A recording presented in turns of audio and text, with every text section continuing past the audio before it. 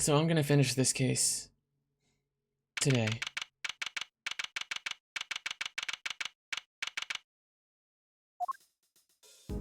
The stage is put down, it looks like.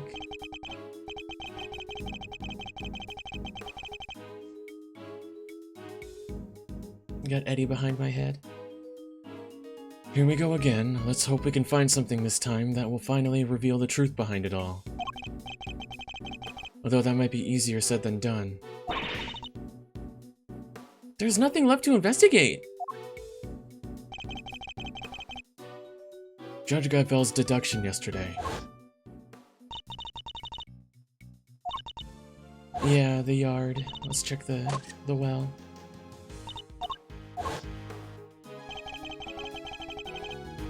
Had Knight's body really been thrown down the well? The answer to that question will surely show us the way forward. Before we begin, I should tidy up my organizer. Okay. Let's see here. There's a cover on it. A dried up well slapping in the middle of a prison? Because it'd be locked. Well, luckily I'm a master lockpicker. Want me to do my stuff? I think not. We'll do this investigation by the book. Come on, don't be such a stick in the mud. Whoa! What is it, Kay? The lock's broken, from the looks of it. It's been broken for a long time. If that's the case, then anybody could have thrown Knight's body down the well. Judge Guyvel's theory was that Mr. Saint carried out the murder here in the yard.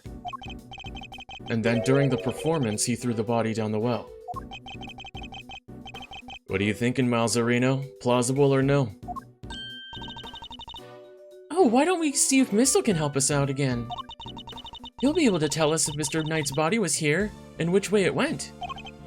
Good idea. I'll call Detective Gumshoe.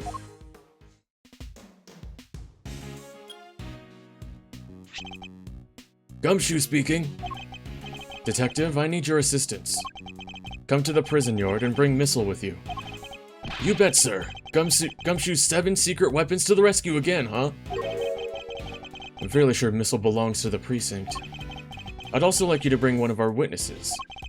Call the Berry Big Circus and ask Miss Regina Berry to come down here with you. Yes, sir. I'll be there before you know it.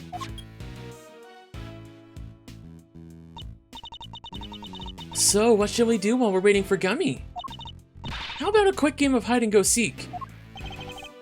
Fun idea, kiddo, but where exactly would we hide? He's not seriously considering it. Your game can wait, Kay. We need to call on one of your more practical skills. I think you know the one. Oh, you bet I do! One crime scene recreation coming right up! Say what now? Let me show you! Introducing a great thief's great secret weapon, Little Thief!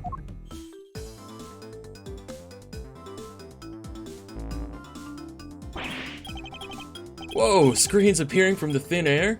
This is some next level tech, little sis. Wanna talk me through the deets? What are you doing now? I'm inputting everything we need for this simulation. Allow me to explain. This is Mr. Thief. It's a device that can recreate crime scenes at specific moments in time based on the data you feed it. How about I start us off with a recreation of what the yard looked like yesterday? Good idea. That way, when they were in the middle of tearing down the stage. We didn't pay much attention to that well then. Who knows? We may have overlooked something. Leave it to me. I'll use the photo I took. That's all the data. Just gotta pump the projection power to max and... Dark skies of evening, when no other bird dares to take wing, one alone remains all seeing. When is the true power of a real modern-day Robin Hood?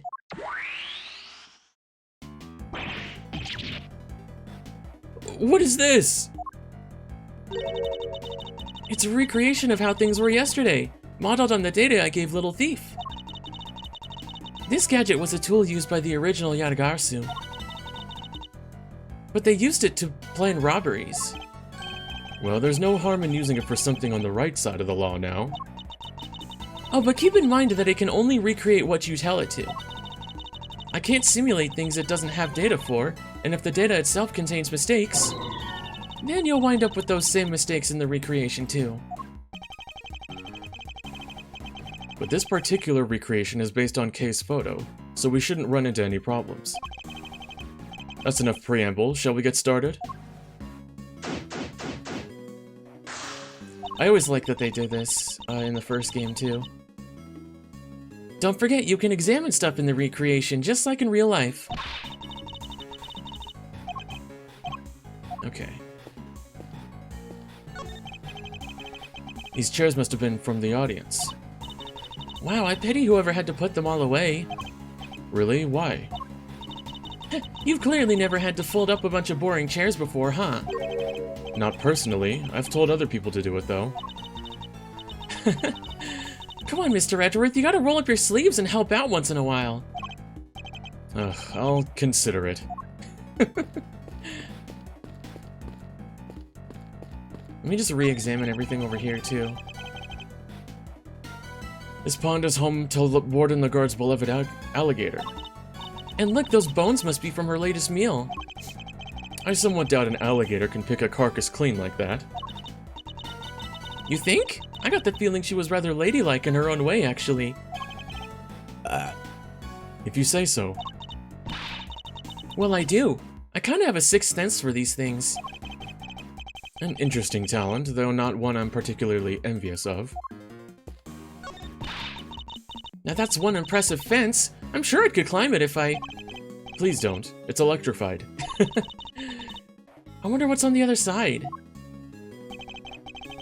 The warden's office, I believe. Oh, I think this might be the same from what we saw yesterday. Or last time. What was the name of our trunk happy friend? What was the name of our trunk happy friend again?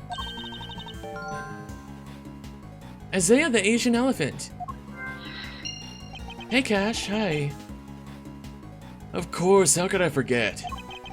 Not exactly inspired though, is it? Was Miss Barry having an off day when she came up with it? Oh my gosh, Mr. Edgeworth! Not in front of the poor elephant herself.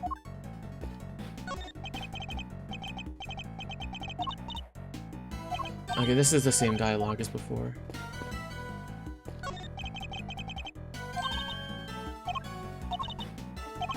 This is the same as well, okay. This is where the circus show stage stood. Do you think people would be interested in a great thieving show? I'm sure the police would be very eager to attend.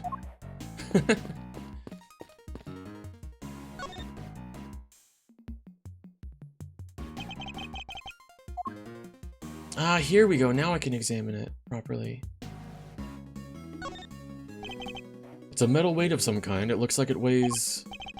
The projection makes it a little tricky to read. Do you remember how heavy it was, Kay? Sure, it was 30 pounds. Why would you need a 30-pound weight? Why does anyone need a heavy weight for, anyways? Doesn't seem related to the circus show at any rate.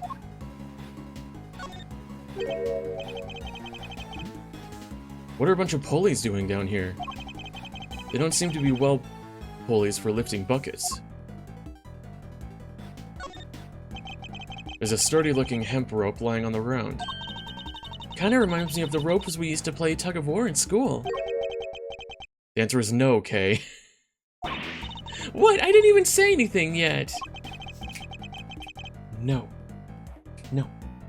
No. I see it also has a metal stake attached to one end.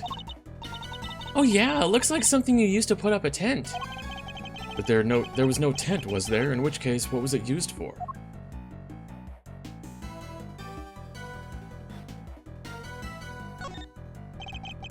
The well was behind the stage, which means...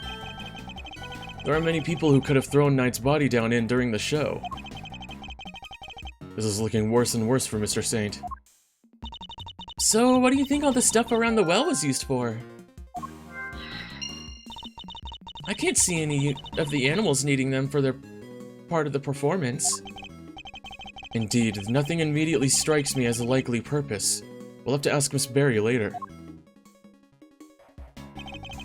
I suppose that's about all there is to find for now. Detective Gumshoe should be here soon, too. Okay, you can power down Mr. Thief now. Sure thing! Prepare to return to normality? Normality.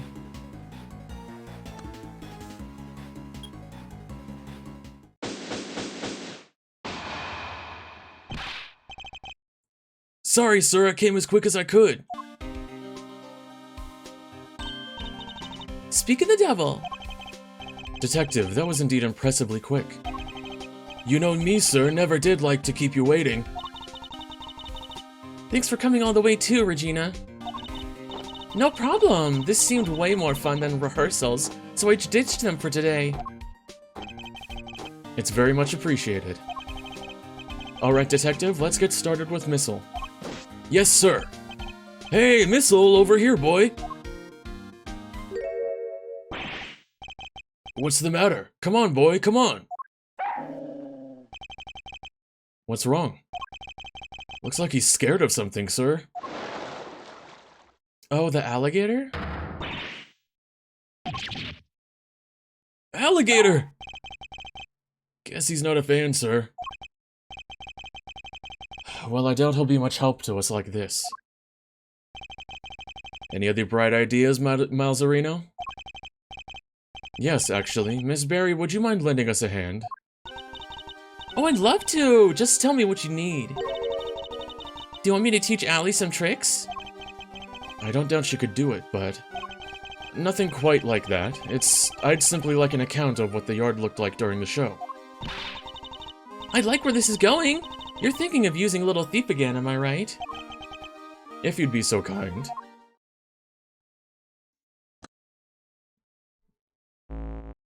Oh yeah, you could project away the alligator and maybe Missile could help then. Out of the corner. Here you go, this is what the yard looked like during the show. Oh, that's creepy. I don't like the clown. The time at which the body was purported to have been thrown down the well. Wow, this looks so amazing! It's like magic! No magic here, just sweet, sweet data. Which is why... the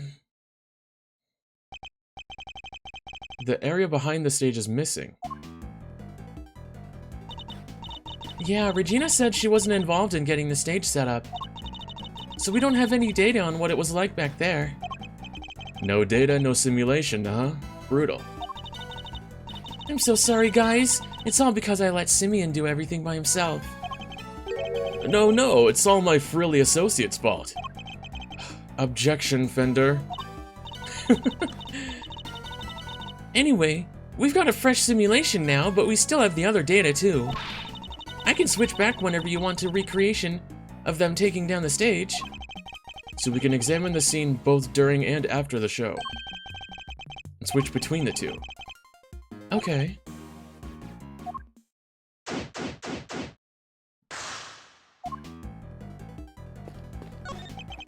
The chairs are lined up neatly for the show. Simeon looks creepy. I'm sorry. Though we know there were a few empty seats during the performance. Huh, something about this space. The way the seats are arranged?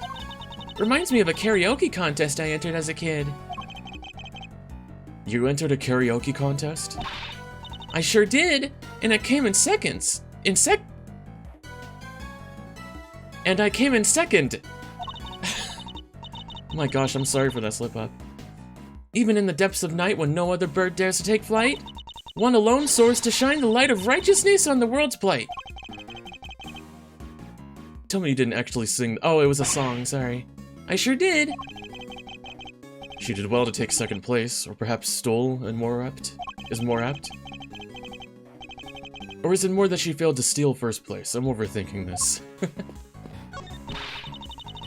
A story of forbidden love between a tiger and an elephant? Wish I could have seen it. Wish I could have seen Simeon up there on that stage, too. Oh, he was wonderful! The way he flew off that stage. Ah, yes, that scene. The villain was sent flying, yeah. Roughly how long would you say Mr. Saint was off stage for, Miss Berry? I guess it was around 15 minutes. Just as Judge Gavel said. Isn't that pretty hairy health and safety-wise having an elephant fling a guy off the stage? Not at all. Azaya's very gentle. I'm not sure it changes much if she flings him gently or roughly. Yeah, not really. Too gentle, in fact. When we first rehearsed it, she barely nudged him. But by the end, he was flying off that stage. Not because of Azaya, though. Simeon had figured out some kind of trick, apparently. Isn't that amazing? A trick? Do you have any idea what kind of trick? Me? Oh no, it was Simeon's big thing. I wouldn't know where to start.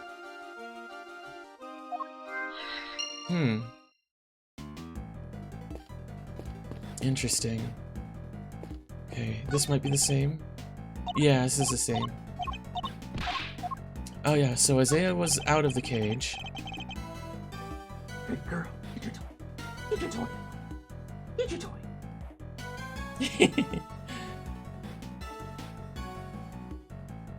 It's the pen that held Azaya, the Asian elephant. Now empty, as the lady herself is on stage. I wonder how they got her in there in the first place. What do you mean? Well, the entrance to the yard is people-sized. And there's like a gazillion megawatts pumping through that fence. Kinda risky, no?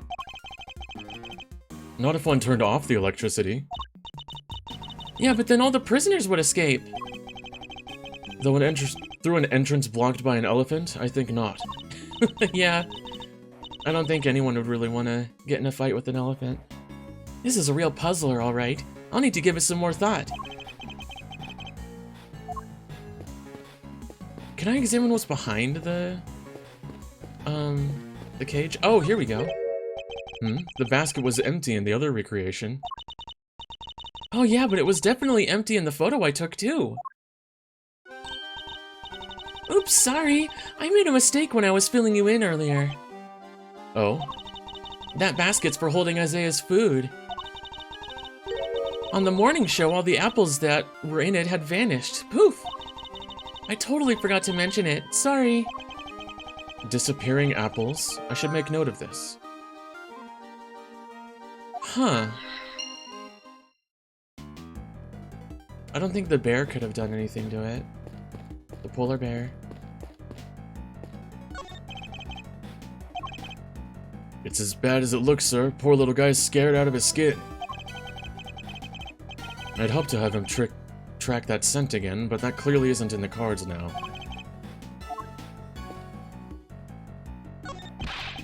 Don't say a word, sir. I know just what you're looking for. It's written all over your face. It is? Missile may be temporarily out of action, but my fishing rod is good to go whenever you need.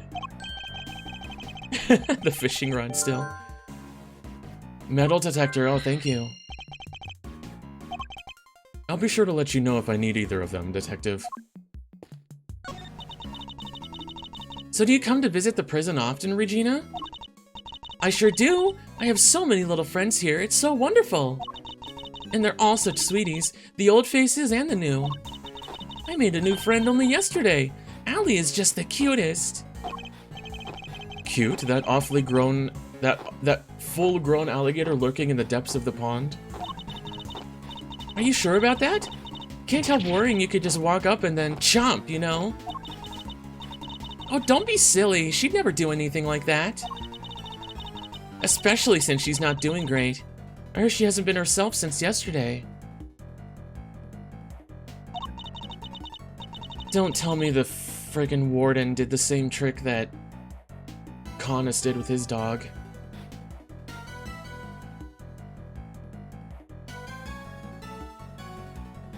Take two action, thank you for the stretch. I'm so worried about her. You guys are worried too, right? Right? Yeah, totally. Super worried, right, Mr. Edgeworth? Yes, super. Don't rope me into this. So let's take a look at the well. It would appear that we're missing some data from this point in time. Yep, that's about the size of it. You gotta go steal us some data. I don't steal data, Kay. I use... Emma, no. No. No. No. In your bed. Good girl. Good girl. I don't steal data, Kay. I use logic and deduction to get what I need. Well, I'm more of an act first, think later gal. Please don't add to my workload with your recklessness. I would hate to have to order your arrest.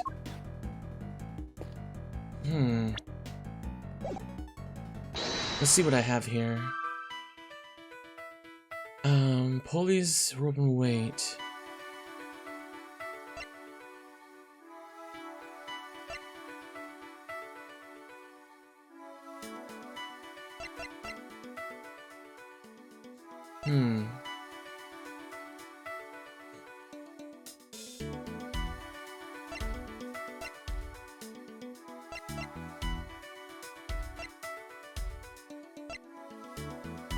Was gone by the next morning.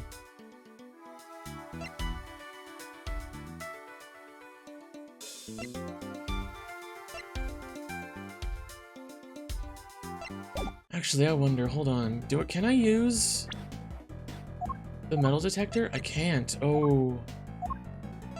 I can't actually use it.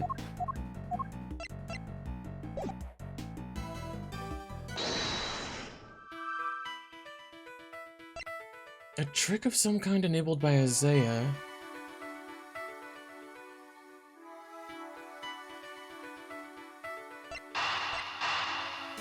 Let me try one here really quick. Is it as simple as this? She ate all of them? The apples in the basket were likely eaten by Isaiah. Really? That's strange. I made sure to put the cart where her trunk couldn't reach them. Are you sure about that? Oh yes, it was still full of apples the night before the show. Then we must consider the possibility that the cart was moved to somewhere within Isaiah's reach. A large basket full of apples couldn't have been moved by the wind, which likely means someone moved it for a reason. So before the show had even started, the cart had been moved and its apple is eaten. Yes, that seems to be the most probable timeline. Let's update your recreation, Kay. Will do. I'll add that into the simulation of the performance then.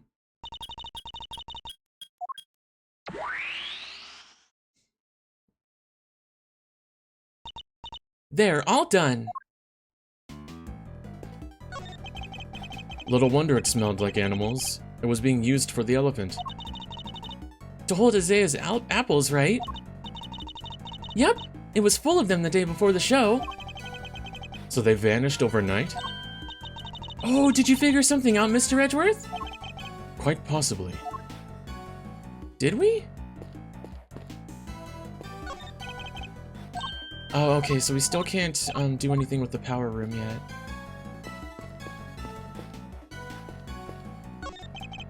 The great thief's great secret weapon. Color me intrigued, Malzarino. Not exactly by the book stuff though, yeah? Using great thief doodads in the official investigation. Oh, enough with the death stares, Chief. I'm okay. I'm cool, okay? I can keep a secret. Anything for the truth, am I right? It's possible that vital evidence has already been destroyed. Without Kay's reproduction of the scene, we have no hope in finding it. Hey, relax. Like I said, I'll just zip it and nod politely while you cats do your thing. Thank you, that would be very helpful. He's really cool. Like, he started off, like, as a jerk just because he was only going off of, like, his memory of everything about Edgeworth. But he's really trying to be open-minded and, being willing to work together now, which is cool. So let's see. The basket was moved by someone the night before the show.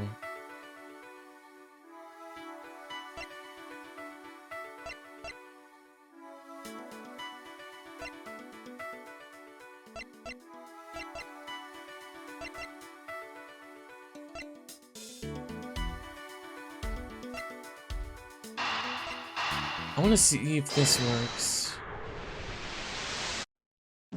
Ah, nope. Okay. It would seem kind of weird to like just put the weight and the items around the well together because it's part of it. And I don't really know how that would clarify anything at the moment.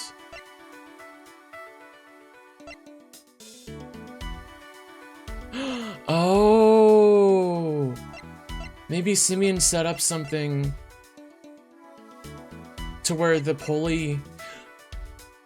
He had a pulley attached to him, and the pound would pull it as soon as Isaiah would do the thing to make it look like she sent him flying.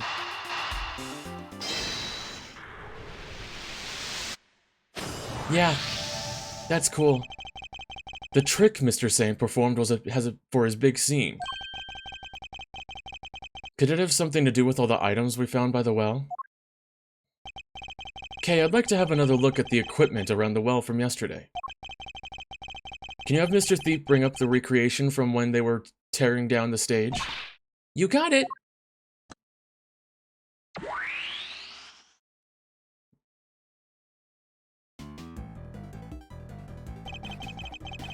Taking another look at these items. Could they not have been used for this trick of Mr. Saint's? Sounds plausible enough. Hey, I could maybe add it to the simulation. Good idea. Please go and ask Mr. Saint for details. Roger that, I'll be right back.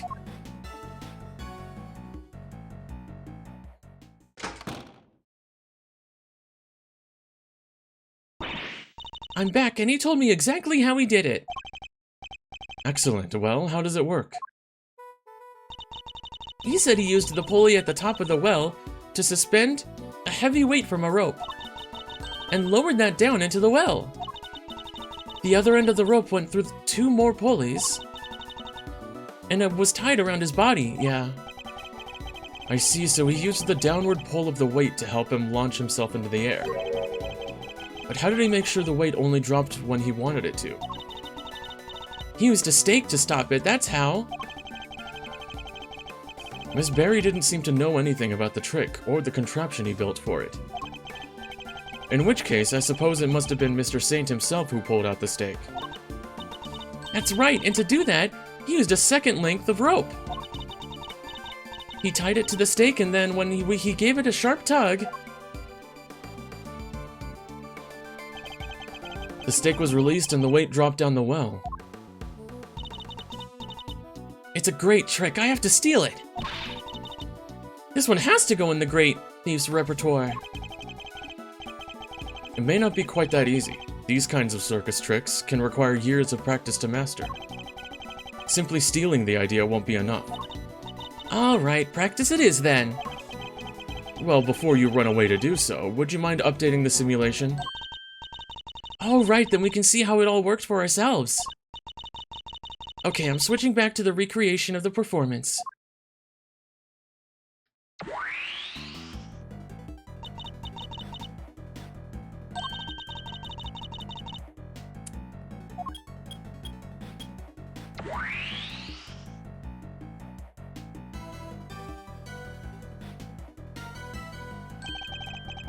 So this is how Mr. Saint performed his trick.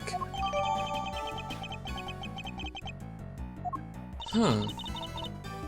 Simeon's full of surprises, huh? I mean, dropping a weight down a well to help him fly off the stage like that? That's genius. Indeed, but I imagine he would have needed quite a lot of weight. More than him, at the very least. It would have taken some serious pull to lift him into the air like that.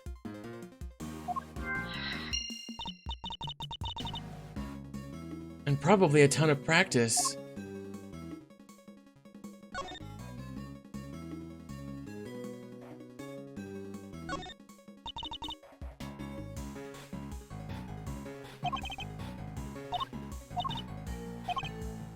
Okay.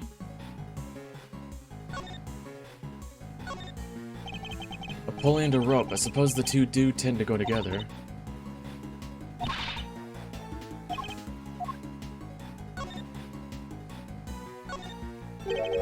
This tarp. It's just like the one we saw in the workshop.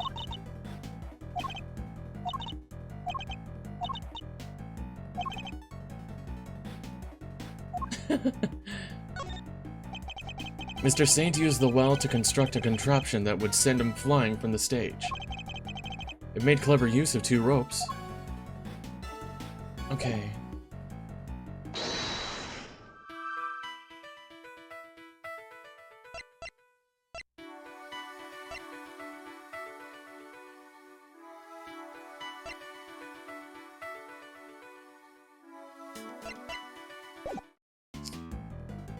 Okay, hold on. Let's see. Oh, maybe I should... Should I switch to the other one, maybe?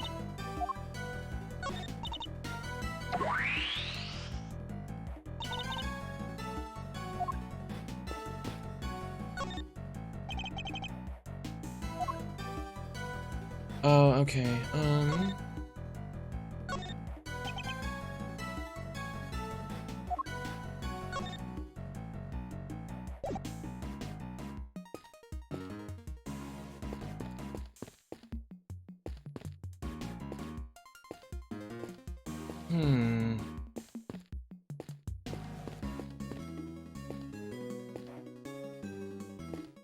Oh, I can use right stick to walk instead of run.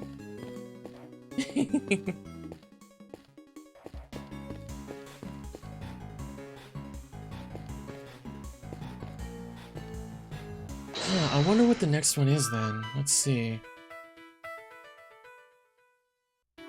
Used to find metal, but what does that have to do with...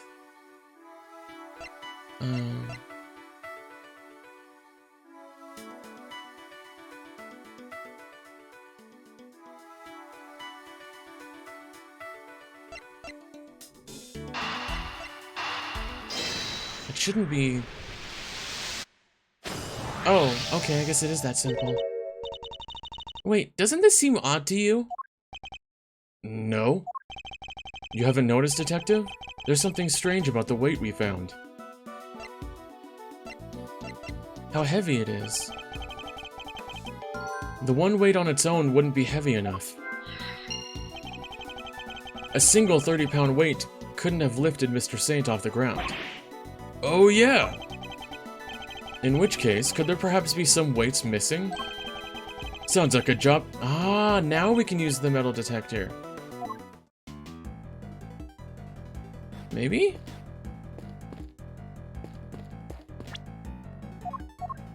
No, it's still not in my evidence. Can I talk to Gumshoe again?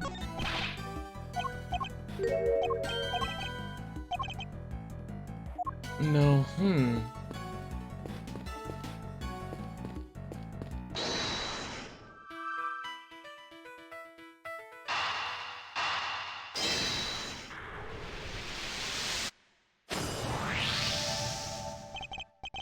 Detective, I have need for one of your secret weapons. That's a little weird how to get to that. Like, I would have thought that he would have just given it to me in my evidence, not in the logic thing. Roger that! The metal detector, if you would be so kind. Ah, jeez, I'm never gonna get to use my fishing rod. I get to play as Gumshoe? Okay. Jeez, okay. Okay. Why the pond? Sir, I'm picking up something over here. Let's take a look-see. Huh? Found these little guys in the grass.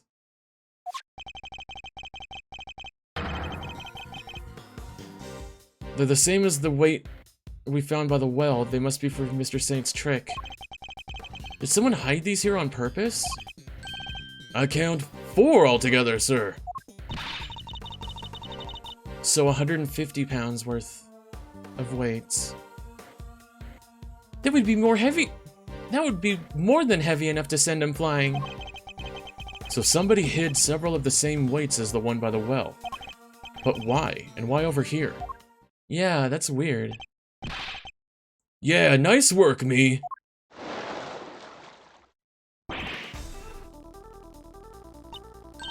Alligator!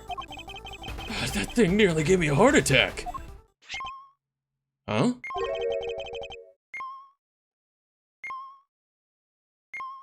I called it. It's the metal detector, sir. It's reacting to the alligator. What? How? You sure it's not responding to the weights we just found? No, sir. I'm sure this is something different. And I'm sure it's coming from the alligator. And she's gone. Yeah, the warden hid something inside the alligator. We scared that big snapper good. I don't think that's it, Kay. Huh? Then what is it? Allie hasn't been herself lately. That's the name.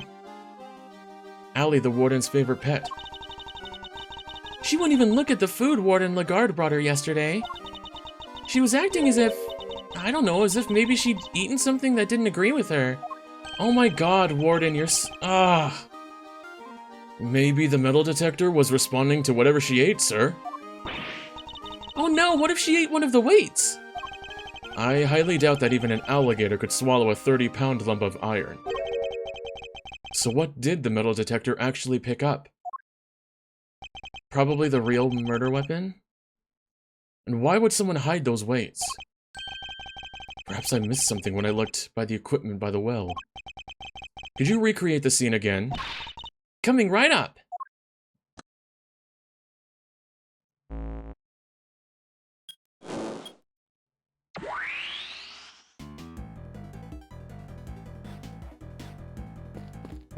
So now the weights... Oh, I guess the weights aren't there now, then?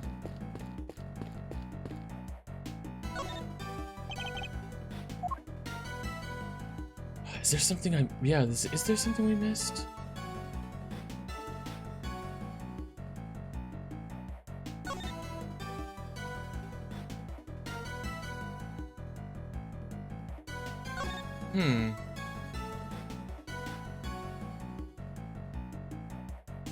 Maybe he means, like, switching it. Let me try switching it.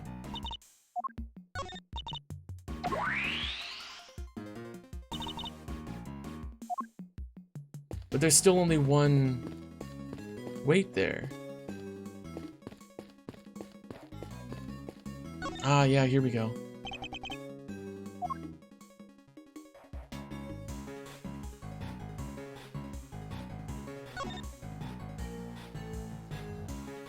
Wait a second, didn't he?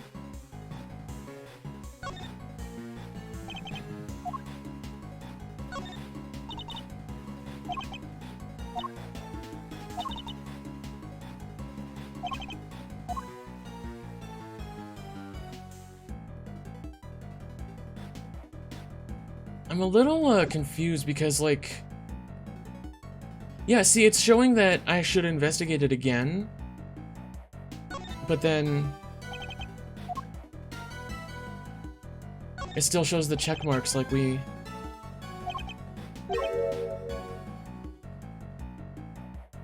Oh, 2 ropes, but in the teardown recreation, wasn't there only... Oh my god, I have to... switch it back. Yeah, but there's only 1 rope there now.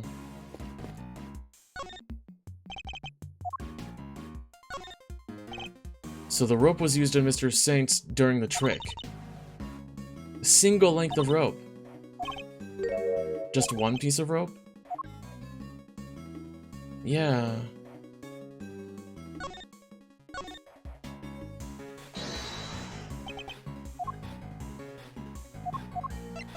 Eureka!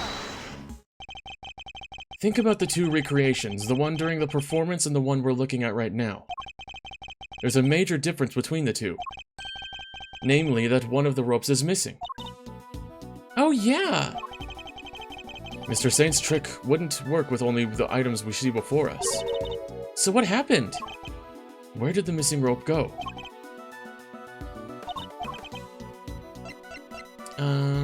The one discovered on Knight's body? This rope was found besides Knight's body. Wait, you mean... It must have been the other rope used in Mr. Saint's trick. So you're saying... That this rope did indeed have a weight attached to it. But it wasn't any of the... No...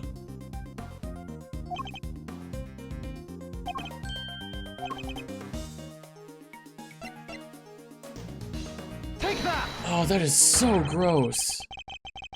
It could only have been Mr. Knight's body that was dropped down the well.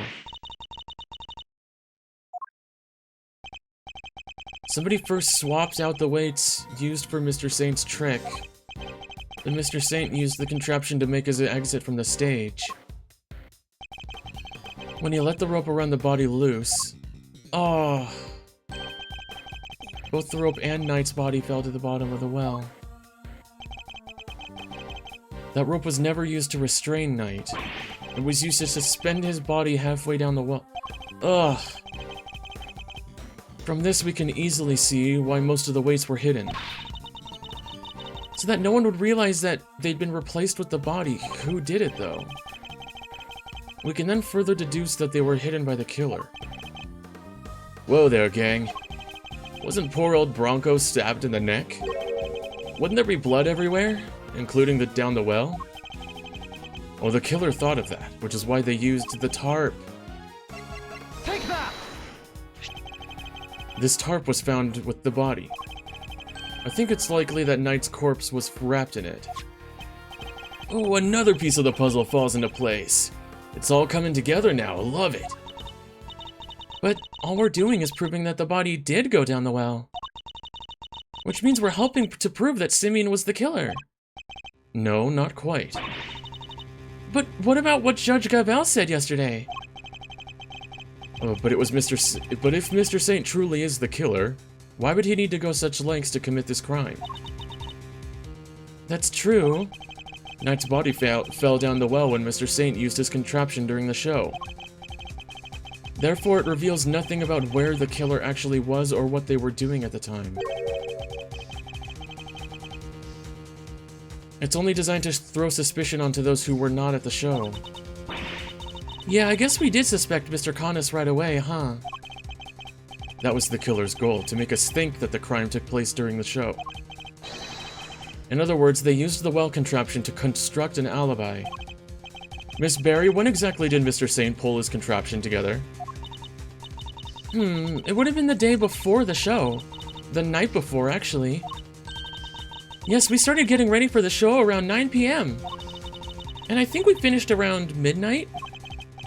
In which case, the killer must have switched the weights out for the body after that point. Okay. Did Connus know about this contraption? Even if he did, he wouldn't have been able to do much with it. And I highly doubt that he taught his dog to suspend bodies halfway down wells. Yeah, I figured, like, Connus probably didn't have any direct connection to this other than just the dog moving the body. Which means Connus isn't the killer.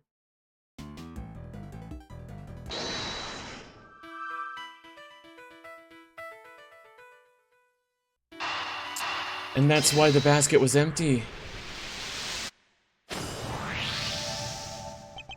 The basket was moved the night before the circus performance. And we've deduced that the weights were switched out for the body at around the same time. Hard to chalk that up to coincidence, huh? Then the next question we should be asking is, why was the cart moved? I think I can hazard a guess. The cart would have been blocking that door. Which can only mean... somebody needed to open it. Now let's see what's... Oh, great, it's locked. Let me ask a guard for help. Hey, Mr. Guard! Yes, miss, what can I do for you? That was fast. Guard, where's the key for this door? Oh, the warden keeps hold of that. I'll go ask her for it. Warden Lagarde is the only one with the key. Did the guy not see the simulation, or did he just not care?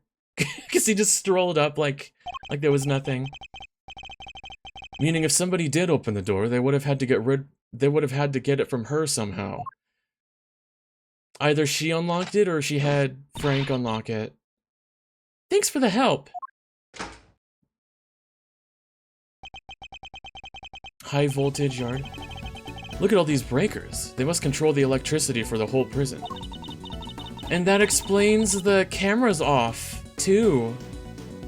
So we're thinking somebody got in here the night before the show, right? But why? What were they trying to do? Well, I doubt they came in here by mistake thinking it was a break room. They must have come to tamper with the switches. Did they turn off the power or something? Come to think of it, wasn't there something that lost power? The cameras.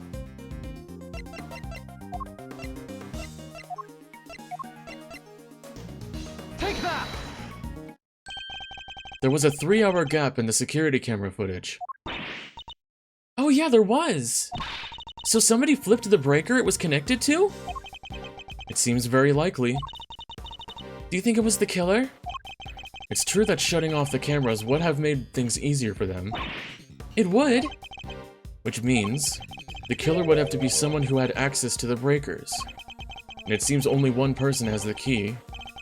It couldn't be, could it?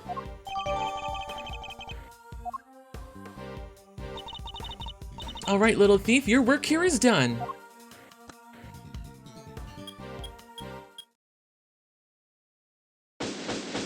There we go, now we're done.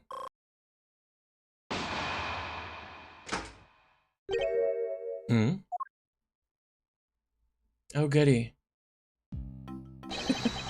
First on the scene, the early bird wins the worm. Good morning, Mr. Winner. What? You? How'd you get here before me? Good morning, Mr. Edgeworth. I see you've made it an early start. And I see you've made a late one, Judge Gavel. This is not my only case. I'm a very busy woman. Not all of us enjoy the freedom of a prosecutor relieved of his only current responsibility. Oh, I do apologize. Apology accepted. I meant, of course, an associate attorney. Associate? More like asinine. We'll see about that. Eustace, let us begin the investigation of the yard. Okay, I'll go get some officers to help. Hold it! That won't be necessary. Why not? We've already finished investigating the yard and won quite the prize in the process. Won? But I'm supposed to be the winner! Your Honor, I'd like to revisit your theory from yesterday, in order to thoroughly disprove it. I would caution you to choose your words carefully, Mr. Edgeworth. As I'm sure you remember, your badge is in my hands.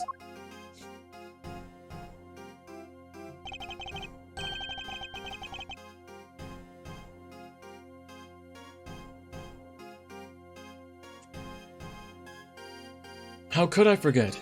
You've told me several dozen times already. Perhaps you'd care to try a different threat. Oh, nice. You have been warned repeatedly, yes, and each time my words seem to have fallen on deaf ears. Allow me to make this crystal clear. The committee cannot and will not tolerate insubordination. Objection! The fate of my badge and the whims of the committee are of no concern to me now. The only thing that concerns me is proving Simeon Saint's innocence. Interesting. And spoken like a true defense attorney. In that case, I shall be equally uncompromising. In the name of the goddess of justice, I will strike down your case without mercy. And when I'm done, your career as a prosecutor will be over as well. I hope you do not come to regret this. Damn, she's not playing around anymore. My theory remains the same as when I related it to you yesterday. Mr. Carcerado did not see Mr. Knight's body when he passed through the tunnel. As such, the body could only have been dropped down the well during the show. We both know that the only one who could have dropped the body down there during the show is Mr. Saint. That's not true. That's still your assertion, and you can prove it, of course. Of course she can! Who do you think you're up against? What Eustace means to say is that we received the final autopsy report just ahead of our arrival. She really is a very busy woman. Busy looking after baby Winner. She pretty much is a babysitter. The victim appears to have died the night before the body was discovered. In other words, the night before the show. The cause of death is as stated. It seems the wound is 4 inches deep. Okay, between 3 a.m. and 6 a.m. Okay. Simeon Saint was off stage for a period of time. No, Emma, no. It's okay. It's okay. It's okay. I know, you're just trying to lay down. It's okay. Lay down. Lay down. Lay down. There we go. Simeon Saint was off stage for a period of 15 minutes. That was plenty of time for him to throw the victim's body down the well. Judge Gavel hasn't investigated the yard yet, which means... I fear there may be something of a flaw with your theory, Your Honor. You seem very confident of that. But do you have any evidence to prove it? Yes, I think I just might.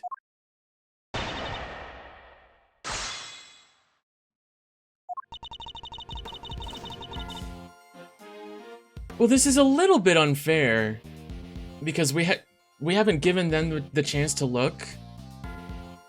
But at the same time, they have been very mean and just trying to ignore everything that Edgeworth has found. So Hold it!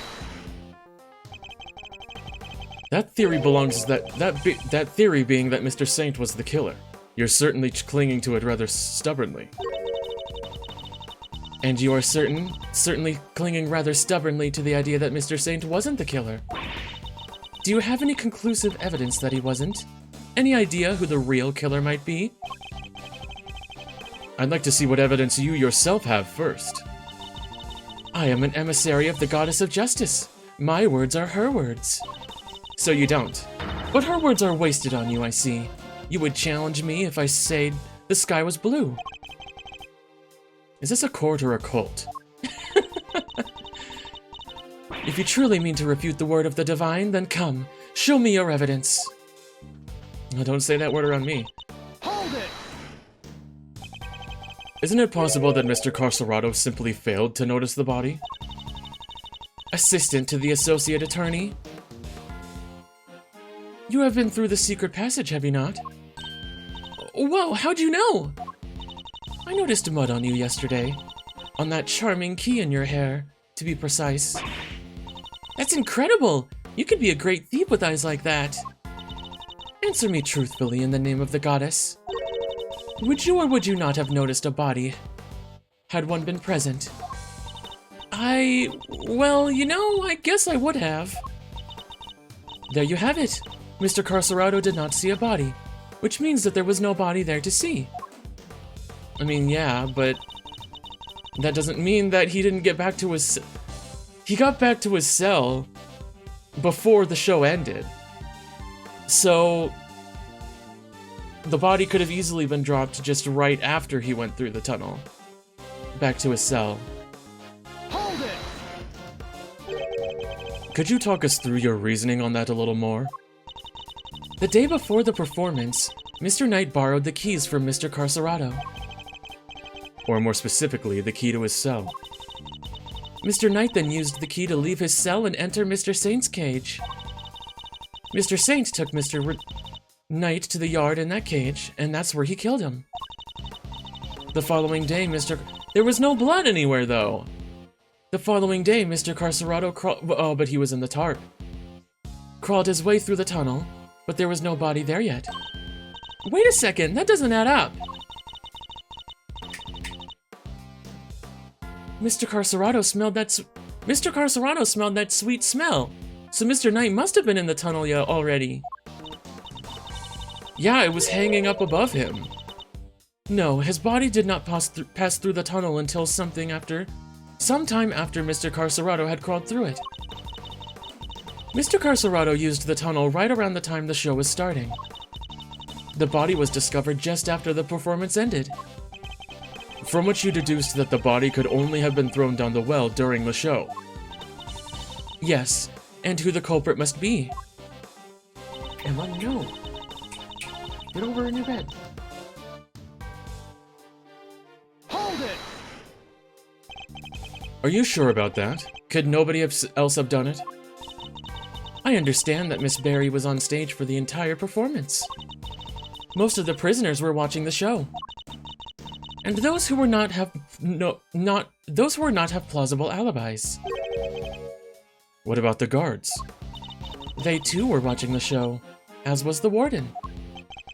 How can you be so sure? A guard could have easily approached the well unnoticed.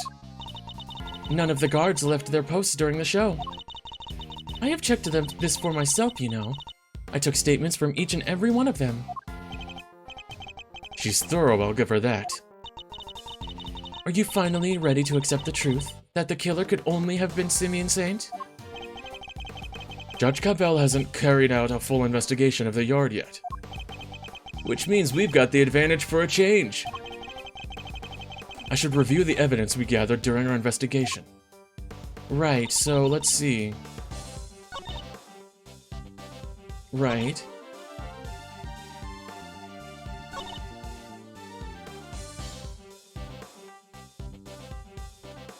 Technically, she's correct here that Mr. Saint was the one that dropped the body during the show, but he had no clue that it was there. So I can't contradict that. The body could have only been dropped down the well during the show.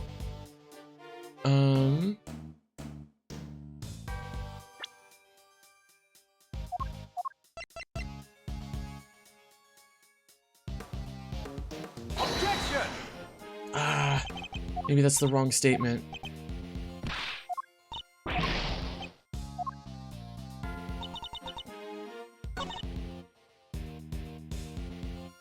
I'll try this one more time on this last statement. Objection!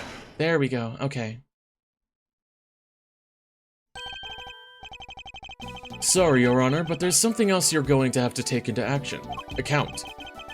The well in the yard was rigged up to create a certain unique contraption. A contraption? Go on. You will recall that Mr. Saint was sent flying from the stage by the elephant. I do. Just before he was to be absent for some time.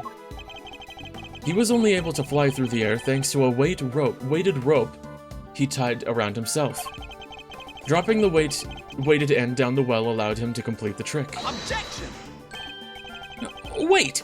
Wouldn't that send him flying as soon as he set foot on the stage? Hold it! It's simple, really. He kept the weight from falling by using a stake to keep the rope in place. With the second rope, he was able to pull the stake free, thereby controlling when the weight was dropped. We have found evidence to suggest that the original weight was replaced with Mr. Knight's body. This was done by the real killer in order to create an alibi. The estimated time of death tells us that the murder took place early in the morning. The killer could have tampered with the contraption in the time between the murder and the show. Objection! You're saying Mr. Saint himself set this contraption up, right? Well then, who do you think is the number one most likely person to have used it to dispose of a body, Even you must see how this looks. Objection! If Mr. Saint was the killer, he could have simply done as Judge Gavell theorized, without these extra steps. Miss Berry? Yes? Does anyone else know how Mr. Saint's trick works? Well, let's see. We had to get the prison's approval on what we were going to perform. So I don't think Simmons the only one who knows. And there you have it. Interesting. You have certainly been diligent in your investigation. And yet I fail to comprehend your actions still. Why do you not work to do what is right? Is what I'm doing wrong? If so, who is it that deems it so? How can you not grasp even that? How can you not see that you are doing wrong at this very moment? You are a prosecutor, and yet you aid the defense. This flies in the face of common sense. You are breaking every rule in the book. I think only of what is right and just, and act as I see fit in each situation I am confronted with. This is the path I have chosen, and whether you can comprehend that choice is a matter of. But if you mean to stand in my way, I will fight back with all I can bring to bear. A polar bear? Perhaps the goddess of justice is testing me. Very well, if it is her will that we must fight, then I shall end this once and for all. Listen well, Mr. Edgeworth, for there is another reason why only Mr. Saint can be the killer. Oh yeah, what's that?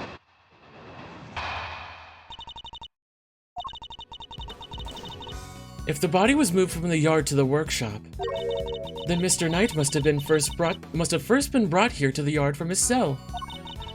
The only person who had the opportunity to do that is Simeon Saint, and thus he remains the only plausible suspect. Mr. Saint took a cage with him to Mr. Knight's cell. But why would he do that? Why take such an unwieldy object all the way to the holding cells? Yeah, it is pretty...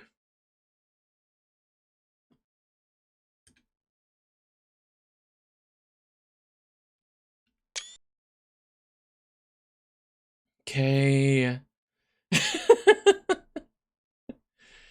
Jeez. You can tell that this was localized recently, rather than back in the day. But we've all met Mr. Saint. That's exactly the kind of thing he would do. It's entirely plausible that he took the cage with him out of absent-mindedness and nothing else. It may be plausible, but it is no more or less plausible than him having helped Mr. Knight to escape. I need some real solid evidence if I'm going to get her to budge. Just tickle her. That'll make her budge. Hold it! You seem to think that Mr. Knight was killed here in the yard. When do you think he was brought here? Sometime between midnight and 8 a.m., the day before the show. The day of the show. It could only have been during that time.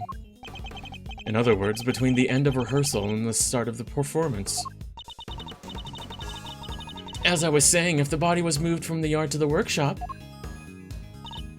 Hold it! Was there really no other way he could have come here? Mr. Knight was awaiting trial. If he, a random non-inmate, had openly entered the prison proper, he surely would have been noticed. And presumably none of your witnesses have testified to having seen such a thing? Precisely. Praise be to the goddess of justice for granting you this insight.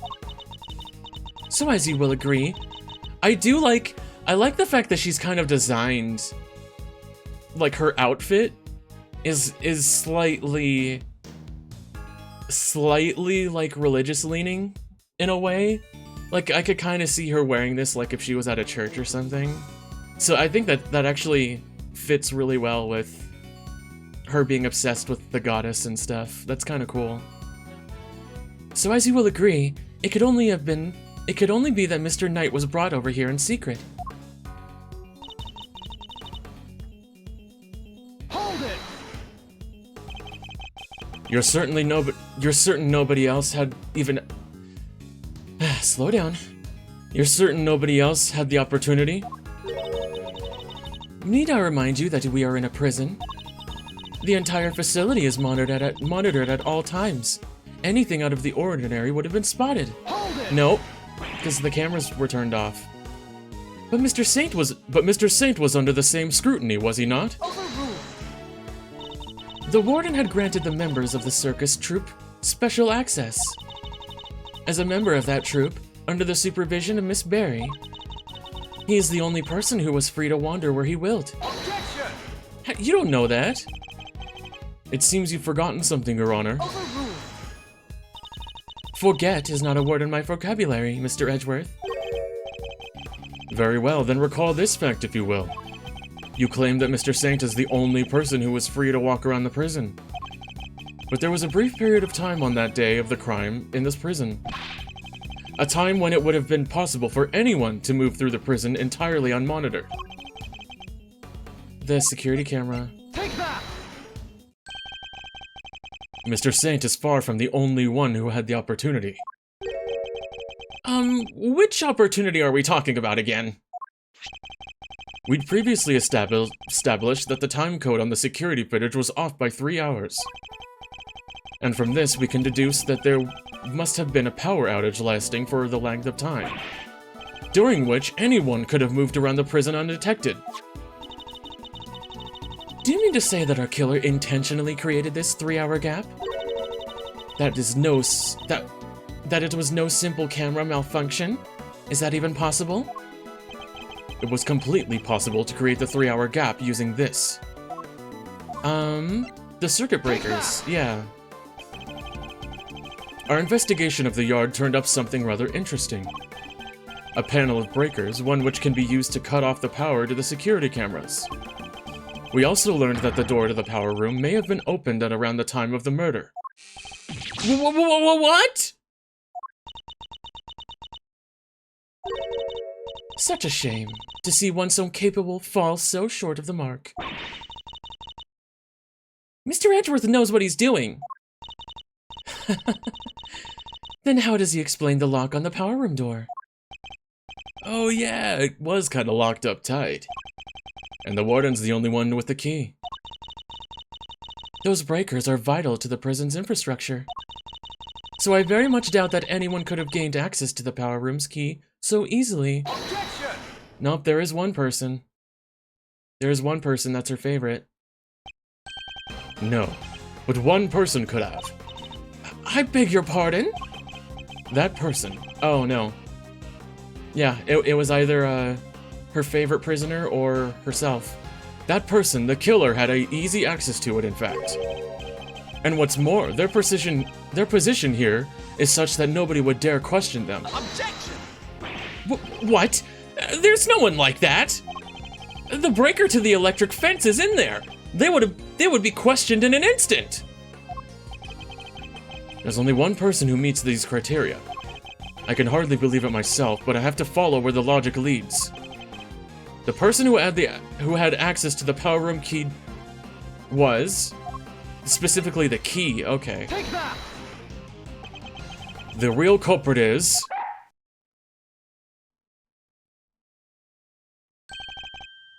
Warden Lagarde.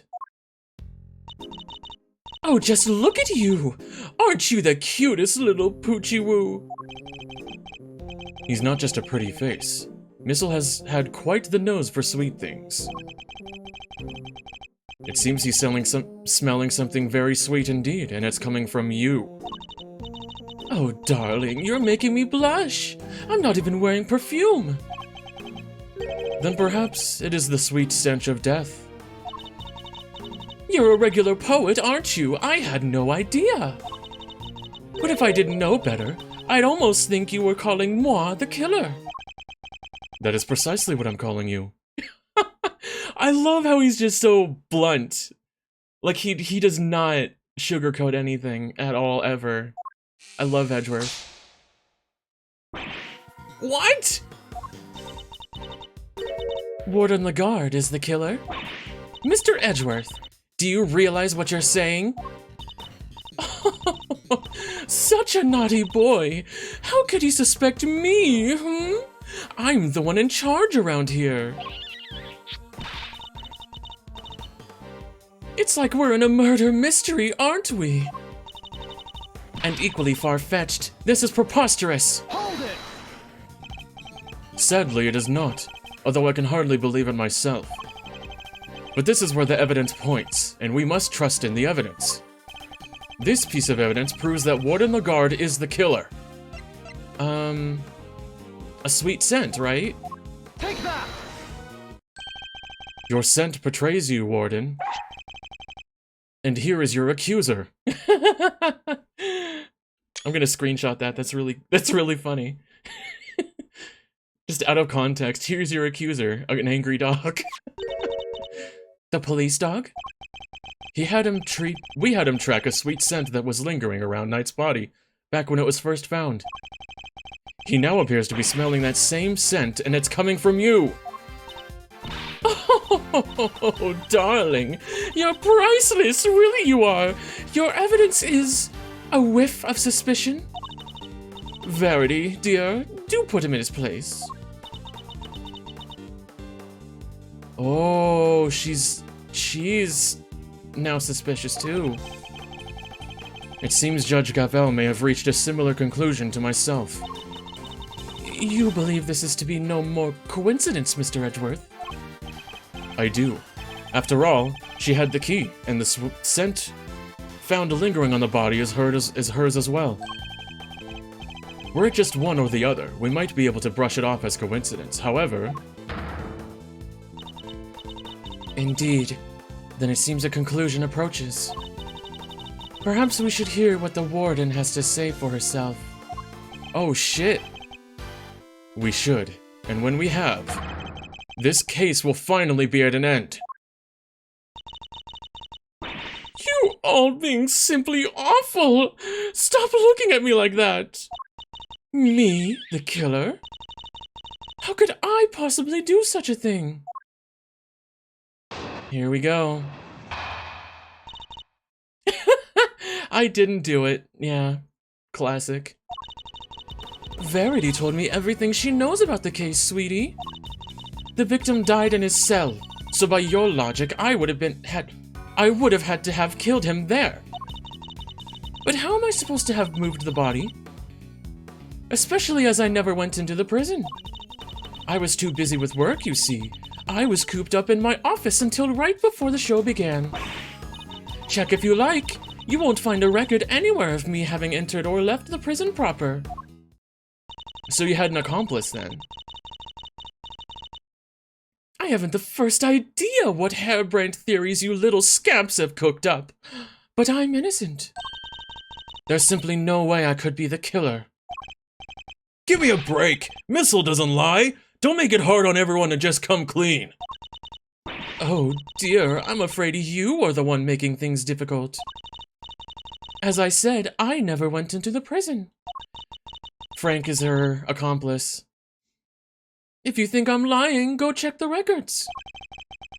She clearly wants us to check the records, which means they won't help us. We'll just have to find another way of getting the truth out of her. Please, Mr. Edgeworth, stop being so silly. You've made a boo-boo, and you know it.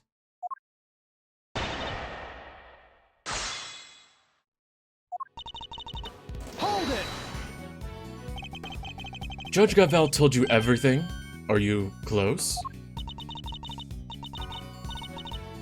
Thick as thieves, darling. Why do you ask? Are you jealous? Yes. Jealous of what? I had to ask Warden Lagarde for a lot of information on the first day of our investigation. It seemed only right that I share some information in return. Oh, Verity, do you have to make it sound so awfully dry? I'm not gonna say that joke. I was about to make a joke. I thought we have a lovely chat.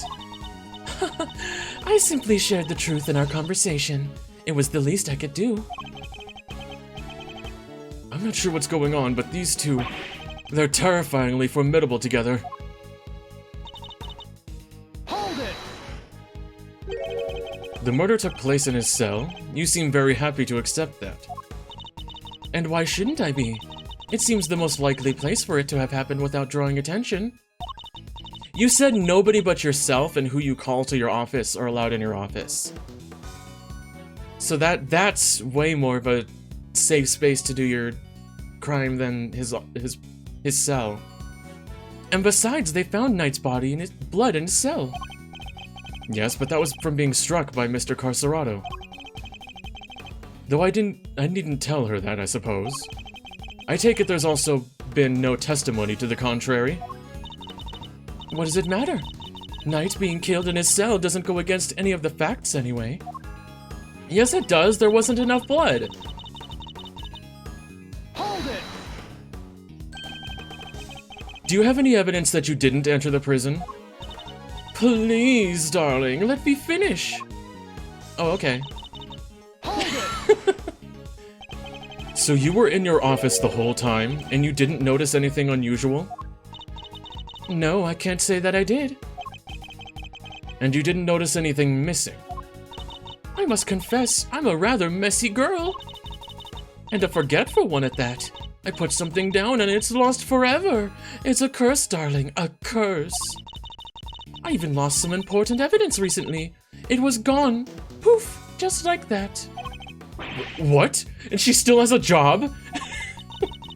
Honestly, if somebody came into my office and took something, it might be years before I noticed. Seems like I'll need more than the power room key to expose her. On the day of the murder, I was working in my office. Oh, and looking for something I'd misplaced. Even if I'd had a reason to go into the prison, I simply wouldn't have had the time. Hold it! Can you add that to your testimony? Sure, maybe you didn't go through the main entrance to the prison. But what if you took another route? Oh, come now, sweetie. Surely you don't mean that awful, filthy tunnel they discovered. Wait, why, until yesterday I had no idea it even existed. No, you had another way in, I'm certain of it.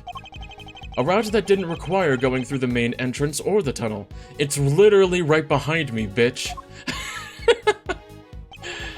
The route you took went through this location.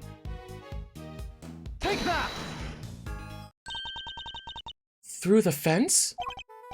Warden, you took Knight from his cell and brought him to your office, which just happens to be connected to the yard.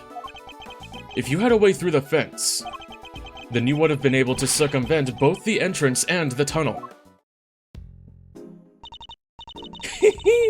A gold star for creativity, darling. And how would I have gotten through the fence? You have the master key, you... Come on. The extremely high fence, topped with razor wire, with thousands of volts of electricity going through it. Are you fucking kidding me?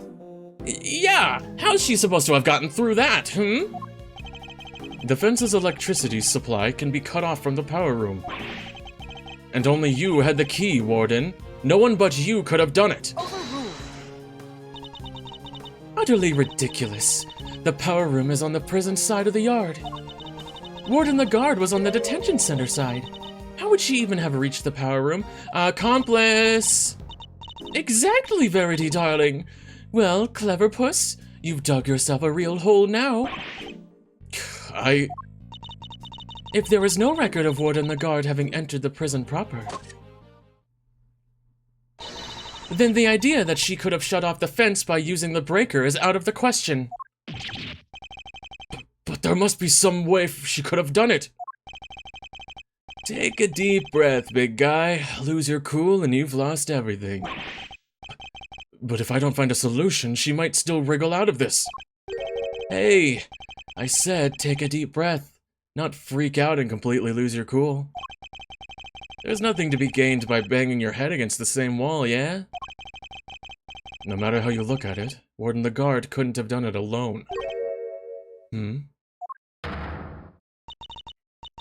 Mr. Edgeworth, if you cannot...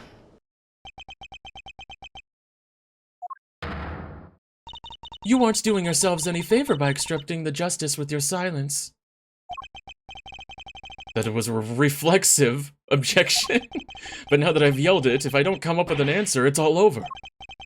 I have one more thing to add, if you'll permit me. Something that explains how the warden could have shut off the breaker room from the wrong side of the fence. Yes, because it's not as impossible as it seems. What enabled her to shut off the breaker? An accomplice. She couldn't have done it alone. But what if she wasn't alone? Ooh, now we're talking. Way to flex the old gray matter, kiddo. I believe that Warden the Guard had an accomplice. Enough. You disappoint me, Mr. Edgeworth. What do you mean? Mr. Edgeworth has said nothing wrong. The inmates of this prison are all issued with security bracelets. The ones that raise the alarm if people go where they're not supposed to. Ah! I see that you have realized your error, and we are, of course, within the prison grounds. Frank saw it, or should I say, did it. We're not only are the bracelets worn, but even the guards surveil each other for signs of wrongdoing. And despite all that, no one noticed Mr. Carcerato's escape? The only ones who are free to roam are the animals. And they most certainly could not have operated the breaker. No, our accomplice must be human. Then who did it, given that it cannot have been a prisoner or a guard? I wouldn't be so quick to rule out either, Your Honor. The fact is, there is one person. Someone whose movements weren't restricted. And I have just the evidence to show who that free-roaming person is. Take that! This is one of the prisoner's bracelets. Indeed. A broken bracelet belonging to a certain self-proclaimed model prisoner.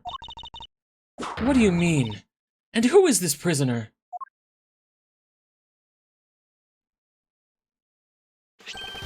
Frank saw it. Warden the Guard's favorite inmate. Oh, nice, she's sweating. The fox is licking up her sweat. It's strange, isn't it, Warden? That he was able to keep his broken bracelet hidden and wander freely around the prison all the while. That is pretty funky, and I don't mean it in a good way. It couldn't be the case that he was permitted some sort of special leeway, could it? Although you are in a habit of giving such leeway to certain others, body harmer Canis, for example. Mr. Edgeworth, that is pure speculation. In that case, why don't we ask Mr. Saw It himself? I'm confident he will confirm for us that he and Warden the Guard are accomplices in this crime. If the two of them had worked together, a certain route in the prison becomes viable. The real route by which Knight was moved from the cell to a prison proper. Recall that there were two big obstacles in her path. First, the security camera outside Knight's cell. Second, the electrified fence in the yard. But she was able to remove both obstacles in one fell swoop, by having Mr. Saw It shut off the corresponding breakers. All right, Mr. Edgeworth, you've had your fun. And? Do you still deny it, Warden the Guard? No, darling, you've got me. I admit it. Warden? Tell me this isn't true. Sorry, Verity, honey. I'm afraid it is. Frankie helped me do it. No way! You did it, Mr. Edgeworth! You got her! Nice shooting, cowboy! She won't be wriggling out of this now. As Mr. Edgeworth said, I had Frankie switch off the breaker. But we didn't kill Knight, did we? No, sweetums, no, we didn't. What? Warden, explain yourself.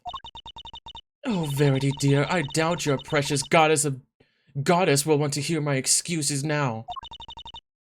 She is all merciful. You have but to confess, and you shall be saved. Oh gosh, all right. I was being threatened. I had no choice but to do as he said. Who's he? Body Harma Canis. That awful assassin. Canis? How long has it been since that awful man came here to my beautiful prison? I'll never forget the day he arrived. Shit. The moment we were alone, he said this to me. You should know that I have other dogs. Dogs not confined to this fine institution. Others? Yes, very loyal dogs. Dogs who will do anything I ask of them. Dude, he was probably just scaring you. He only has his one dog. Of course he wasn't talking about real— oh. He was talking about his very human cronies. What cronies? He didn't have any cronies, he only had his dog. And then he said one last thing. I would recommend that you take care in how you treat me during my stay here. I wouldn't want to have to set my dogs on you, or your precious family. I had no choice. I gave him that cell. I gave him everything he asked for. Well, you're a dumbass. He was clearly gaslighting you. Wait, is that how he became the fixer? Yes, darling, I obeyed his every command and smuggled in for him all that he wanted. Eventually, I brought dear, sweet Frankie into our little conspiracy.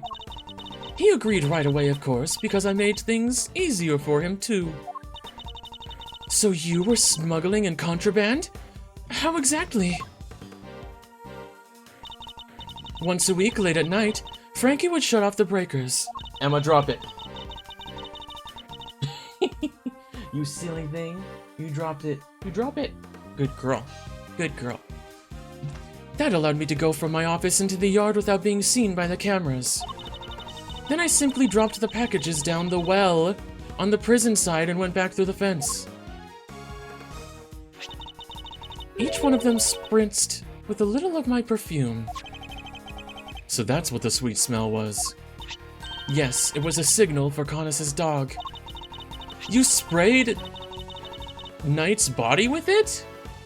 You sprayed Knight's body with it to get the dog to move it for you. Oh, you disgusting. When he picked up the scent, he would fetch the packages and bring them back to his master, and that explains why he didn't expect to have a body found in his cell. We had to make sure Rocco wasn't in his cell at the time, of course. Can't have been easy keeping him from finding out. And we're all very much creatures of habit here at the prison, darling. Everything runs to a schedule. Meals, exercise hours, that sort of thing. We knew when he wasn't there. And that adorable little bear of his freezes with fright at the sight of Conus's dog. Poor thing. So there was no risk of him raising the alarm either. She has oversight over everything here at the prison, which made her the perfect mule. With her on his side, Conus couldn't fail. Frankie would sneak out again early in the morning to switch the breakers back on, and our work was done. Emma, stop. Move. Out! Thank you. You gotta move out of there, baby. Apart from fixing the time codes on the cameras, which I would do later, when I got the chance. You have shared a great deal, Warden. The Goddess of Justice will surely take your honesty into account. Honesty, sure. I've been the most dreadful fool, I know I have. I'm supposed to be the one in charge. The day of Knight's murder was also one of our delivery days. And so Frankie, bless his heart, did his usual work with the breakers. But there was no package for me to deliver that day, so I didn't go out into the yard. Liar. So that's the secret behind the Fixer's system, and why she was...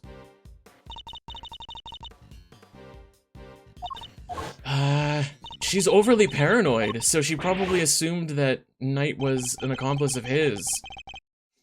That's why you were interrogating Mr. Connor over... Conus. Over and over. Exactly. I was trying to track down those horrible hench people of his. I borrowed everything the police had on that rotten scoundrel. I watched his every move, intercepted every letter he wrote. His letters? Then I suppose she...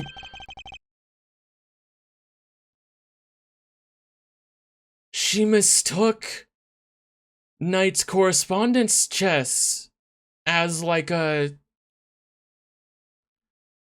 Oh my god. Ah.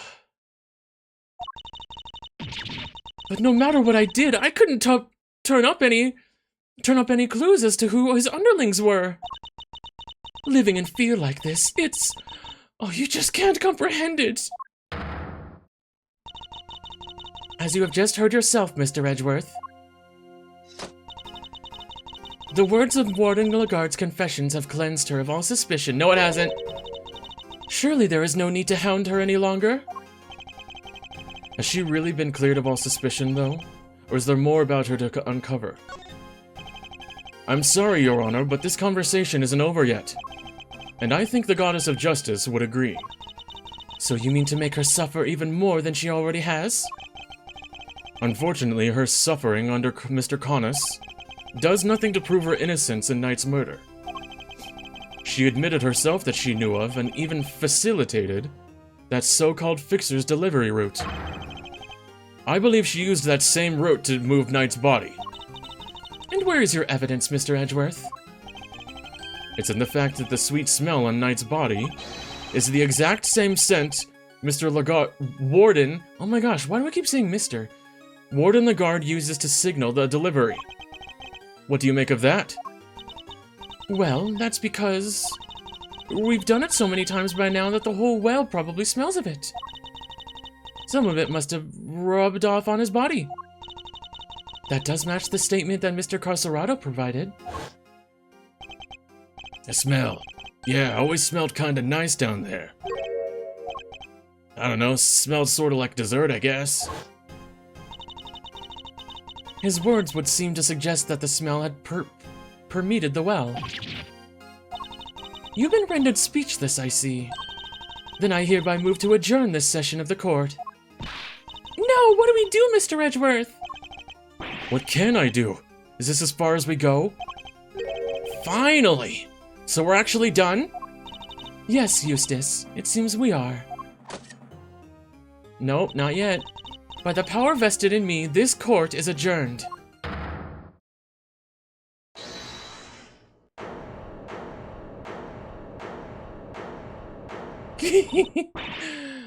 Who was that? Yeah! Come on, Eddie. Uncle Ed. Come on, Judge G, things were just getting good. Fender. Are you objecting to my adjourning this session? No. Would have shouted objection if I wanted to do that. You do you, G. Adjourned, don't adjourn, whatever floats your boat. What are you doing, Mr. Fender? Don't worry about what I'm doing. Let's all just take a chill pill, shall we? But why? By which I mean a square chocolatey goodness. Anyone? Are you trying to get yourself charged with contempt of court? No, my bad. I just had a quick request to make is all. A Simeon Saint's lawyer, that is. Ah, yes, I had forgotten that you were his real attorney, Mr. Fender. How could you? You're killing me here. Can you blame us? You've been making Mr. Edgeworth do everything this whole time. Right you are, which is why I figured it's time to put in some work. Oh, nice. Smooth. Work, you say? Somehow I don't believe you've worked a day in your life. You shut your mouth. Then let's say that this is me doing some prep work for the upcoming trial. Mind if I ask a question? Mind if I question the witness? Now? Amusing, but what is there left to ask? I got a feeling in my funny bone that Fiefs here has something more to tell us about the killer. Do I? Yes, indeed. As a major player on Team Simeon, I can spot a sympathizer when I see one. And you don't think he did it, do you? So tell us, who did? Come on, spill the beans, we're all ears. Mr. Edgeworth, what's he doing? He's trying to coax Warden Lagarde into giving something away. Ask yourself, why would she go to all the trouble of sending Knight's body on such an odd journey? It's because she wanted to frame Mr. Connus. She did? No way! If he was convicted of committing murder here, that could have been grounds for a transfer to another prison. Most likely a more secure facility. And where he'd be out of her hair forever, huh? Precisely. She saw her opportunity and seized it. No! Saint can't not be the killer! That's not fair! I was all ready to prosecute him! I know, right? But maybe we should find out what she thinks first.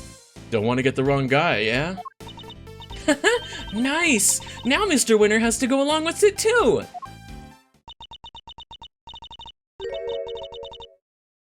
Well, Warden, are you happy to testify further?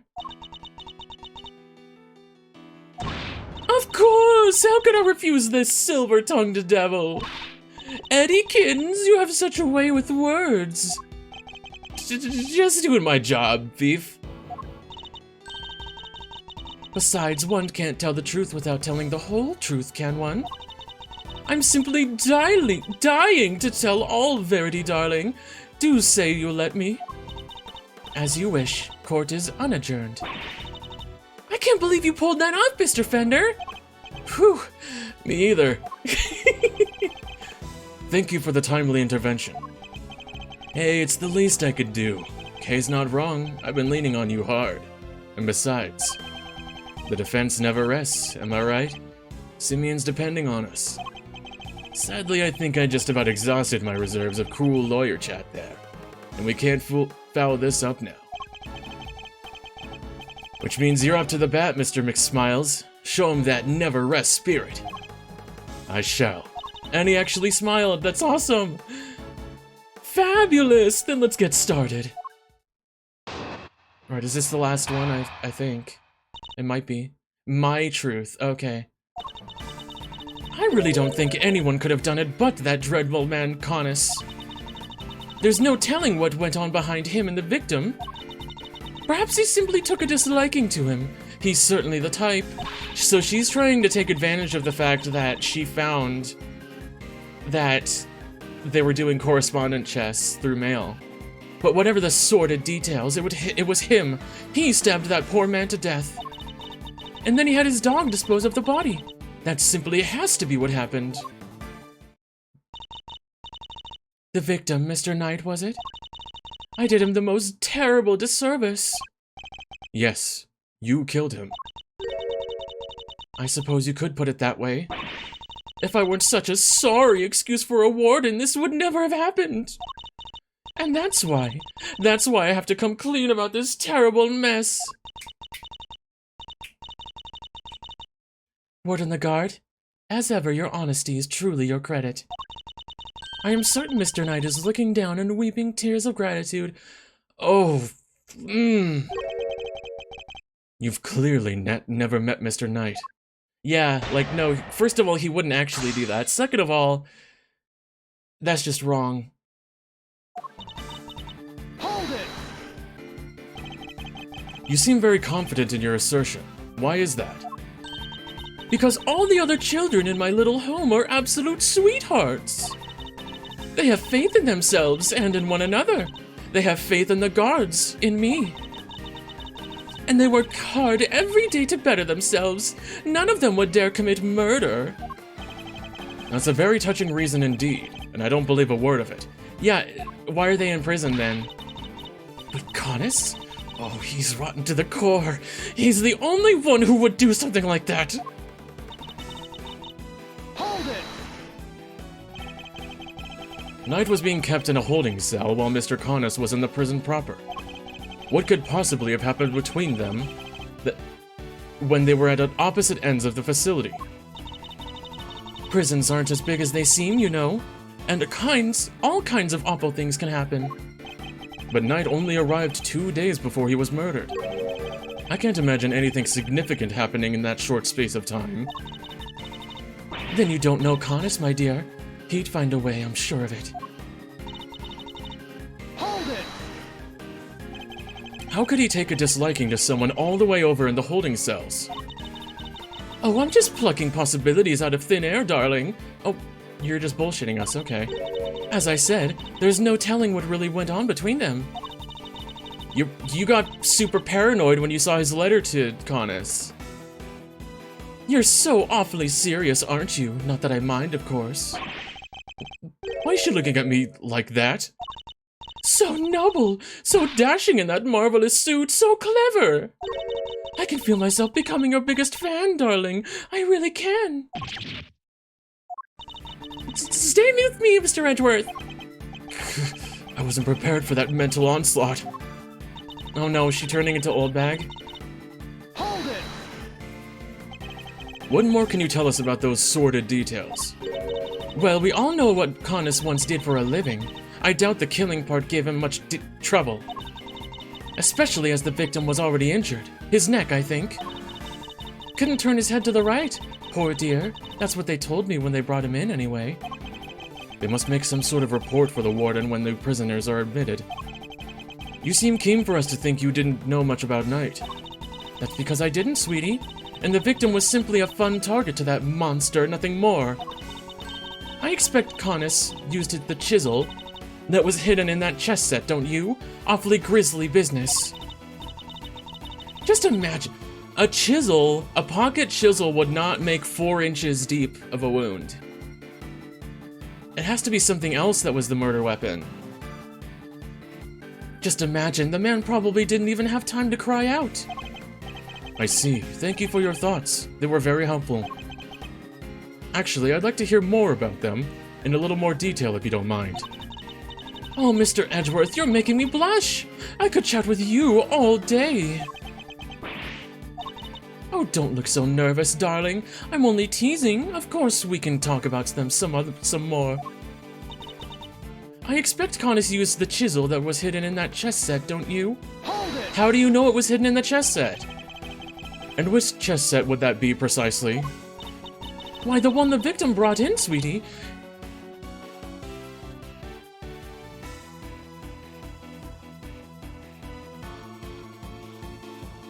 But didn't... So she... interrogated him after Simeon brought the chess set, then. Do try to keep up. The victim was a certain certified chess fanatic, or so I'm led to believe. But the naughty boy snuck a chisel inside it. Can you imagine? How does she know about the chisel and the chess set?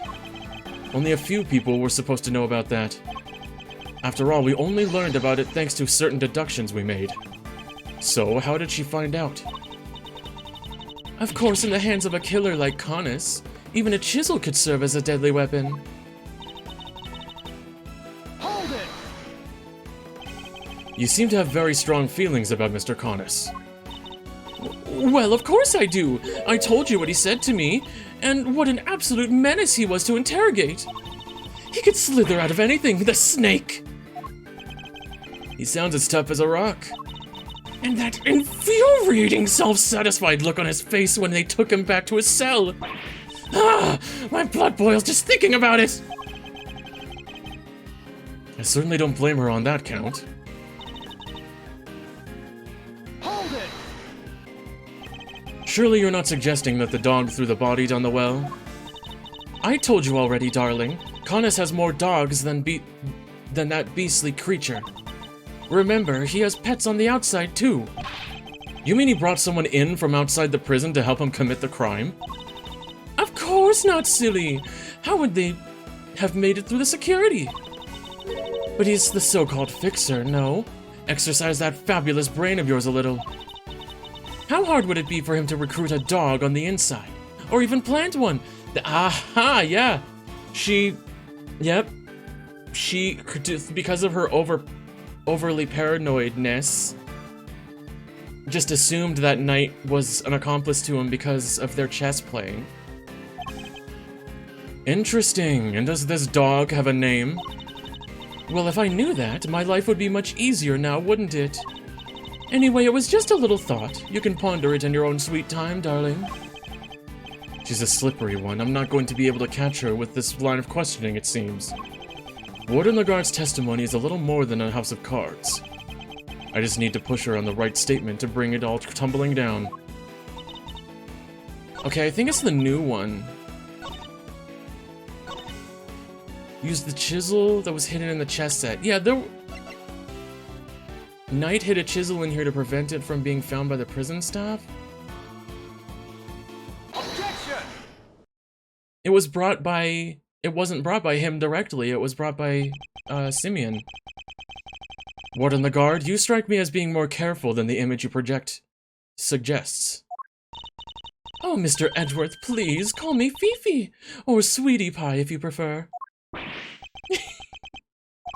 However, I think you may have been a little less careful than you realize in this instance. Aren't you just the most adorable little creature? Don't try and flatter... what's the word? Fluster him. Don't be embarrassed, we're all family here. Come on, Mr. Edgeworth, don't let her get inside your head. You said earlier that you didn't know much about Knight. In which case, I find it rather strange that you know about the chisel. Well, of course I do, darling. Do you think we don't check prisoners when they come in? Objection! Why does it have the bell on it? You're not talking your way out of this, Warden. That is entirely irrelevant, and you know it. Knightley? That's the name of the fan translation, sorry. Knight didn't bring the chess set into the prison himself. It was brought by Mr. Saint when he came to visit. Knightley wouldn't... Again, wow. Knight wouldn't have had it with him when he arrived. What? Well, I mean, of course that... when Mr. Saint came in, Objection! You checked him? I find that hard to believe, because if you did, that makes your story all the stranger. If you found the chisel, why did you not confiscate it there and then? Judge Gavel, did you tell anyone about the hidden compartment in the chess set? I did not. If no one else leaked our findings, then how exactly did you learn about the chisel, Warden Lagarde? Because it certainly couldn't have been when you checked Knight or Mr. Saint on their arrival. Indeed. Such a thing would imply an intentional oversight if it had been found yet let through. Precisely. I'd fold in an instant if she called me... Yeah... I'm not sure. She doesn't seem to be the type for me, personally, but I could see that. Precisely. So Warden Lagarde, and answer truthfully this time. Where and when did you learn about the chess set? If you won't answer, then allow me. I submit that... Alright, darling, there's no need to rub it in. You got me, alright? I questioned Knight. That was when I learned about the chess set. But please, you have to believe me. I did not kill him. One moment, Warden. This is a significant development. The court requests that you make a detailed statement on the record. Any objections, Mr. Edgeworth? None, Your Honor. Hey, shh. No. No barking. None, Your Honor. Thank you, darlings. I'll clear up this awful misunderstanding, I promise. Very well, go ahead, Warden Lagarde. And please tell the truth this time. Her lies are starting to wear thin. This is my chance to expose her. So, yeah, why did a random pocket chisel have Conus's bell on it? It must have been swapped from the real weapon. I said I questioned Knight, but it wasn't anything serious, you understand. I make a point of talking to every newcomer to our little home. Knight was no different. We just had a little chit-chat, you might call it. And after we talked, I had him taken back to his cell straight away. The more she lies, the more thoroughly she seals her fate. So it was simply a conversation with the new detainee? That seems entirely above the board. Exactly, Verity, darling. I knew you'd understand. Objection! Well, I don't. What proof do you have to back up your statement? I suppose we shall see, won't we, Mr. Edgeworth? You may begin your cross-examination. Please let this be the last one. This case is so long. Hold it! So am I right in assuming that you talked to Knight the night before the show? Exactly, darling. It would have been, around 3 AM on the 27th. 3 a.m., that falls squarely within the window of time laid out in the autopsy report. That seems rather late for a friendly chat. Wouldn't he have been asleep? Normally, yes, but if you remember, a guard was attacked in his cell. We had to examine the scene of the crime. Gather information. These things take time, sweetie. I assure you, he was wide awake. We all were. Regardless, I find it somehow odd that you would choose to question him at such a late hour. Oh, you're such a tease, aren't you? Anyway, no matter how odd you think it is, I had him brought to me, and that's what happened. Must you really insist on questioning every last thing I say? Sorry, Phoebes, he's like a dog with a bone sometimes. I'll be sure to scold him once we're done. Though, would you mind giving us a little more info? Like where you had him brought to? My office, of course. Where else? Her office, which is where we believe the body was moved from. Would you mind appending what you just said to your testimony? Anything for you, darling. It was around 3 a.m. the night before the show. I had them bring him to my office. Hold it! Remind me where your office is? You've seen the sign in the detention center corridor, I imagine. The one that says no entry? That's it, sweetie. My office is just up in there. A short walk from the holding cells. I understand that you also had access to the yard. Why, of course. That's where my gorgeous little garden is. Oh, I see where you're going with this. You're saying that's how I moved the body. You had the means and the opportunity. It's hardly impossible. Overruled! Hardly impossible proves nothing. You have no evidence for this assertion. Objection! There is no other way that the body could have been moved. Overruled! Surely you haven't forgotten that it was Mr. Saint who dropped Mr. Knight's body down the well. Yeah, what she said. You're miles off, Edgeworth. I probably shouldn't push this any further for now. Hold it! What did you and Mr. Knight speak about? Oh, nothing much. Just some small talk, really. I asked him about what animals he liked, what his hobbies were. His hobbies? Then I imagine you talked about chess. Oh yes, I couldn't stop him talking about it, in fact. He even had a piece of paper covered with little notes about it in his cell. Mm-hmm. At least I think that's what they were about. She's seen Knight's correspondence chess diagram? Hold it! How was he when you spoke with him? Oh, he was so open and honest, darling. What? That guy honest? He was talking about one croissant and promoting a prawn. I suppose he must have been hungry. En passant and promoting a pawn. It seems he spared no one from his obsession with chess. Hold it!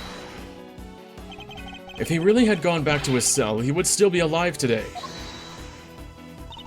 You really think I murdered the poor man right there in my office, don't you? But what would my motive have been, darling? I told you I barely knew him. The bell on the chisel. I'm no angel. I have my grudges against Canis, but Knight had nothing to do with that animal. She really does hate Canis. Warden the guard, I must insist that you append that statement to your testimony.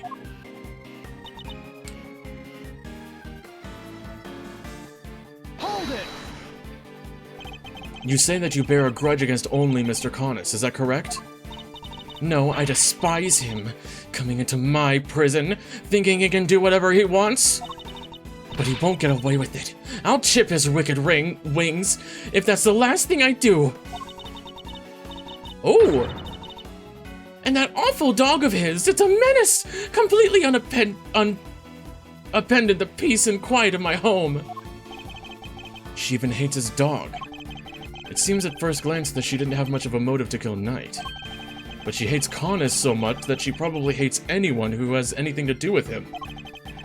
Thinking about it from that angle, the key to breaking her testimony will surely reveal itself. She likes to get to know all the peeps, huh? Pretty chummy prison ward, if you ask me. Chummy? She killed the man, detective. Poor guy would have been in cuffs, not to mention the neck brace, he was defenseless. Warden Lagarde was the murderer. The evidence points to that conclusion and no other. So which statement?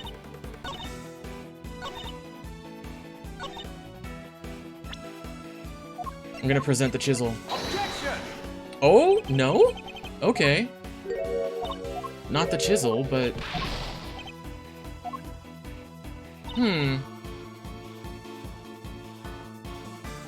Oh, no, the letter, the correspondence letter. Objection!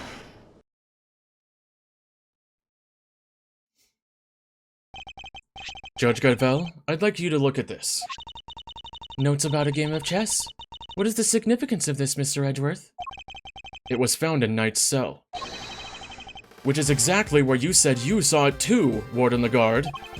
But you didn't just see this game in Knight's cell, did you? You've seen it in Mr. Connis's cell too. What do you mean? Objection! Oh, come now, don't tell me you haven't taken a look at the chessboard in maximum security. I imagine you watch his every move like a hawk.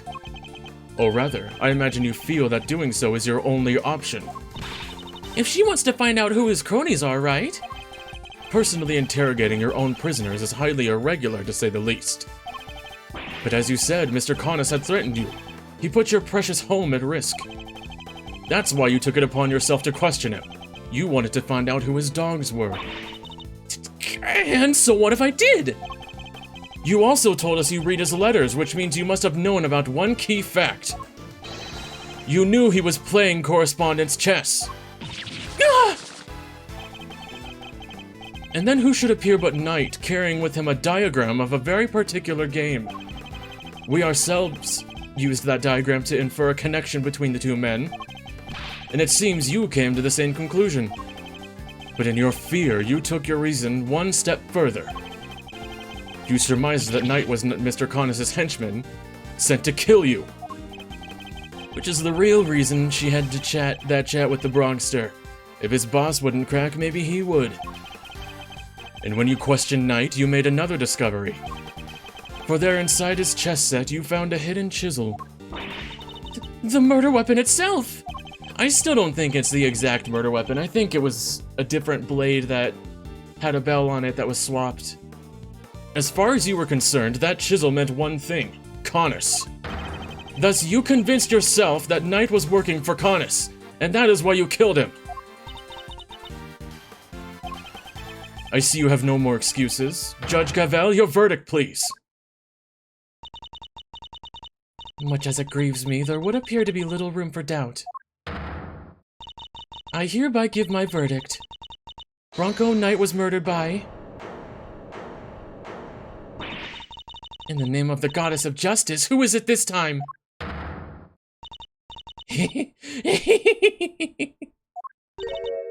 Warden?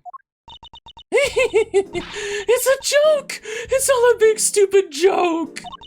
You people just don't get it, do you? I think we've proven that it's you who didn't understand things correctly. Me? Please, darling. I understand it all perfectly well, thank you very much. And I understand that there's a glaring contradiction in your theory, Mr. Edgeworth.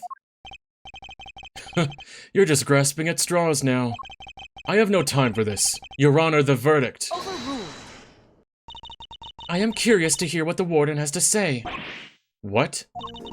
You're a dull, Verity. I just have one last thing to say, then Mr. Edgeworth can declare himself the winner. You rang?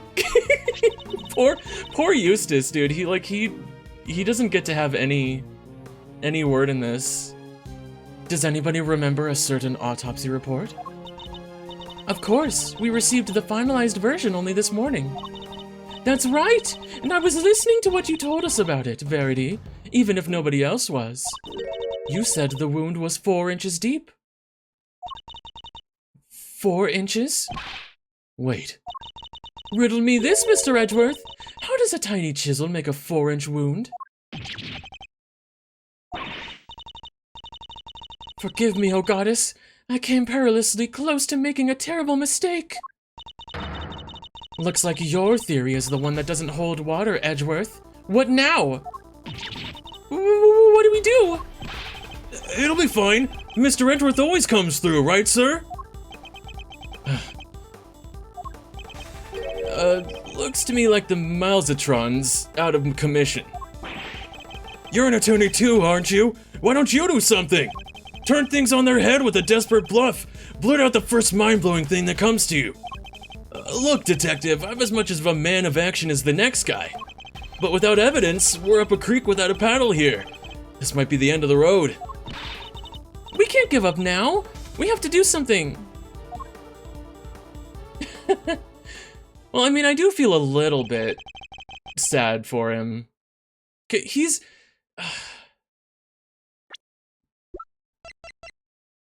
He's 17 and he's been gassed up so much that his ego is in the sky.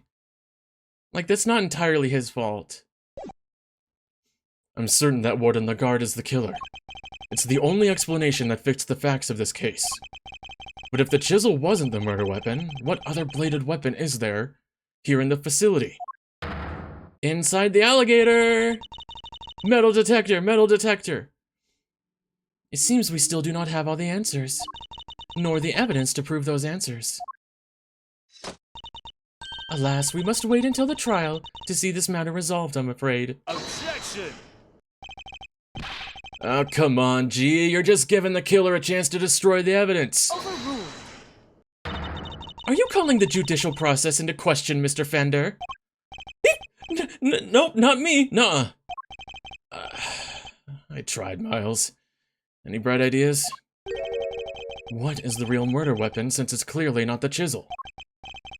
Confound it! This question throws everything we've deduced out the window.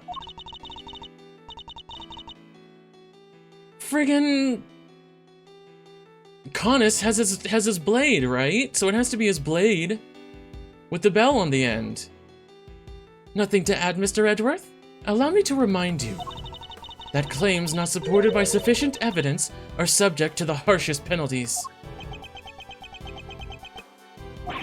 It's hopeless. I can't think of anything. I need more time.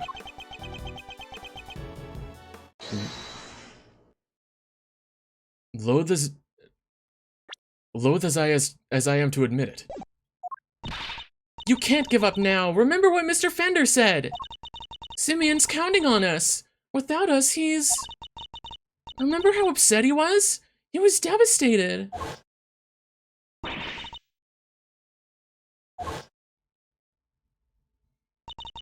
There's no way he did it. But if we can't save him, who will? And what's more, he believes in us. He's sitting in that cell waiting for us to bring him some good news. And I, for one, won't walk away until we have some. Okay. Gee, Miles, your little buddy is there is quite the motivational speaker. And she's right, too. When you find yourself on the ropes, think of your client. Picture them pleading with you to help them. Doesn't that make you want to fight back as hard as you can until the very end? Think of your old man, good old Gregory. No matter how bad things looked, he'd always find a way to turn it around and save his client. And you're just like him, right?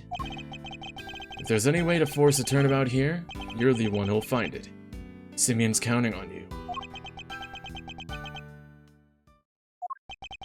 Judge Gavel? You seem to have recovered your composure, Mr. Edgeworth. But if you mean to attempt a defense, I would advise you to consider the ramifications. You have repeatedly proposed misguided theories, and have made numerous false accusations. If you do so again, I will have no choice but to judge you unfit to serve as a prosecutor, and relieve you of your badge for good. She's right. I have to put forward a number of theories that prove to be flawed in one way or another. Have I made some sort of fundamental oversight? She said my theories were misguided? Nothing to say? Then the court would tolerate no more of your time wasting. I hereby... Sir! Mr. Edgeworth! Give my verdict. That's it. I've been thinking about it wrong the whole way, this whole time. My theories weren't misguided. I was being misled.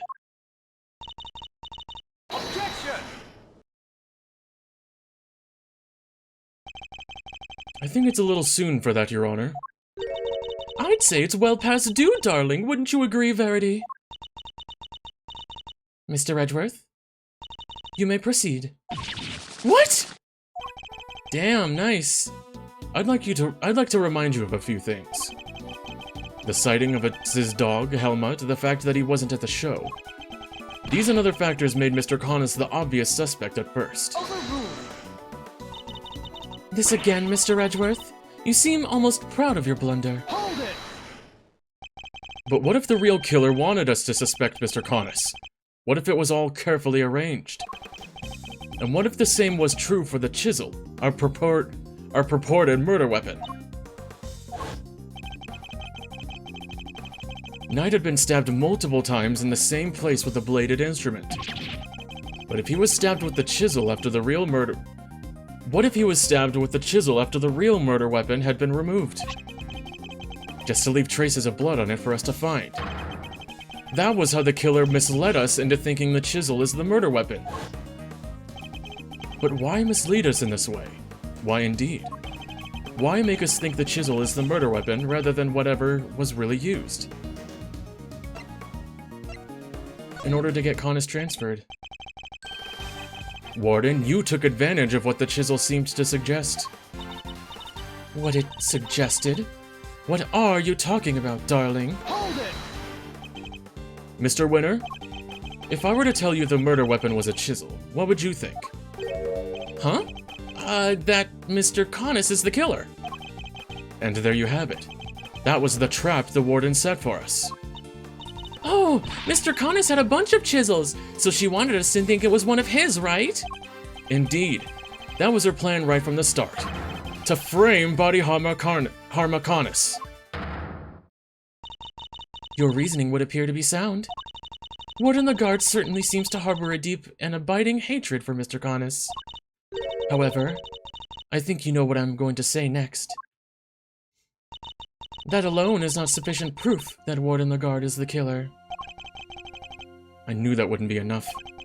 There's only one thing that will prove it. The real murder weapon that we now know must exist. If you cannot prove your theory, then this conversation ends here. Objection! If we could just find the real murder weapon. Objection! How many times do we have to go over this? We searched the prison from top to bottom! Eustace is quite correct. No other possible murder weapon has been found, so I'm afraid you're a bit of an impasse. Objection! I can still prove my case yet, Your Honor, because it's still here inside this prison. This would have made sure of that. The security gate! I'm glad you at least remember what it is. Shh! No! No barking! Stop! No bark. Stop. And do you remember what it does? Of course I do! I'm not an idiot! The security gate detects metal! Which means you can't bring anything... Another typo, wow. Which means you can't bring anything metal into the prison, or take it out! Oh.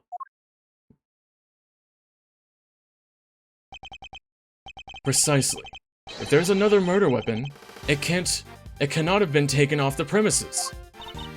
But nor can it have been brought into the prison in the first place. And so we find ourselves right back where we began. Judge Gavelle? What I'm trying to tell you, Mr. Edgeworth, is that if you wish me to believe that there is another murder weapon here in the prison, you will also have to explain to me how it got here. Alright, we know that the chisel was smuggled into the prison inside a pocket chest set. But our connection to that chisel is not the real murder weapon. Our contention... So if the weapon came from outside the facility, then there must have been a way to bring it in. Yes, the question of the hour is this. Can you show me this alternate route? In the tunnel.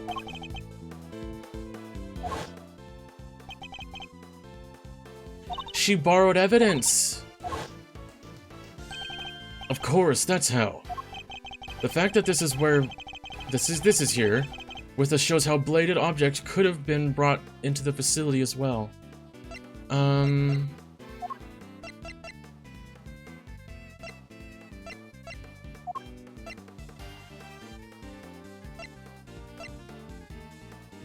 Take that!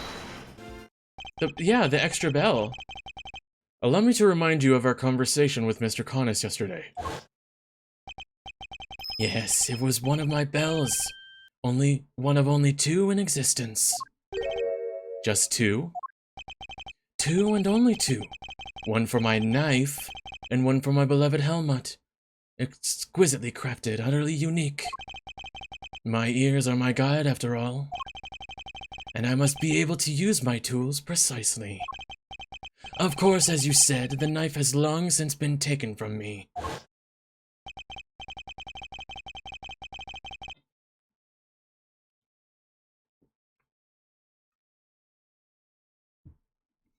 So you see, there is a way for objects to be brought into the prison unscrutinized. As a part of the evidence, Warden the Guard borrowed from the police. What?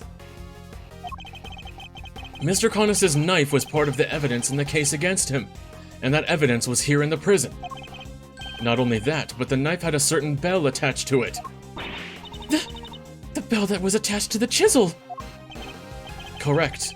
The killer took the bell from the knife and attached it to the chisel. But that can't be right! The chisel only had Mr. Knight's fingerprints on it. Easily enough to explain if the killer wore gloves. She made it look as if the chisel was the murder weapon, and then attached the bell to it. In doing so, she made sure that all the evidence pointed to Mr. Connus. And who had access to the evidence from which the bell was taken? Why, only the person to whom it had been entrusted. Who was it, sir? Who's been messing with the evidence? I believe that would be you. Isn't that correct, Warden the Guard? But bells aren't exactly rare, you know. Anybody could have set that up. Objection! Unlikely for you, that isn't quite true. These particular bells are unique, because there are only two of them in existence. What? By attaching that bell to the chisel, you were as good as declared yourself the killer. But you don't have any proof that the knife was ever even here to begin with. Hold it! I don't. Not yet, anyway. Mr. Winner, I'd like you to order another search of the prison right away. Huh? But if you do find something, that's gonna make things awkward for me. This isn't about what's convenient for you. We have to find the truth. You're a prosecutor, aren't you? Well, yeah, but, you know. This worthless excuse for a prosecutor! If I had investigated authority, I wouldn't be sitting on it. Anyhow, it's not my decision to make. The warden would have to authorize it. You know full well that she will do no such thing. You have the power to insist on a search. Use it! Sorry, darling, but not without the evidence. The goddess of justice cannot bestow her blessings on those who lack the proof to support their claims. Our work here is done. The rest of this matter will have to be settled in the courtroom. God damn.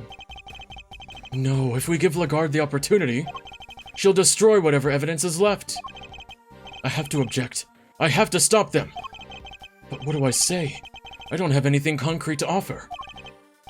What am I thinking? I'm never this reckless. No, I can't back down now. I've got to put everything on the line. I'm not a prosecutor right now. I'm an associate attorney with a client to defend. Only I can save Mr. Saint. And that means... even if my chances are 1,000,000 to 1, it's still worth a shot. He's finally getting to feel what it's like for, like, Phoenix and everyone else. I suppose this must be how a certain serial bluffer always feels. Regardless, I cannot walk away. Objection! Wait, Your Honor! This had better be good, Mr. Edgeworth. I've got it. Got what, exactly? The real murder weapon, of course. I know where Mr. Connus' knife is! Do you really, Mr. Edgeworth? Inside the alligator's mouth. I do. Not at all. If I did not know better, I would say that you were bluffing. You wound me, Your Honor. I don't know the meaning of the word. This is terrible for my heart. There's no way you could. It's not here, I tell you.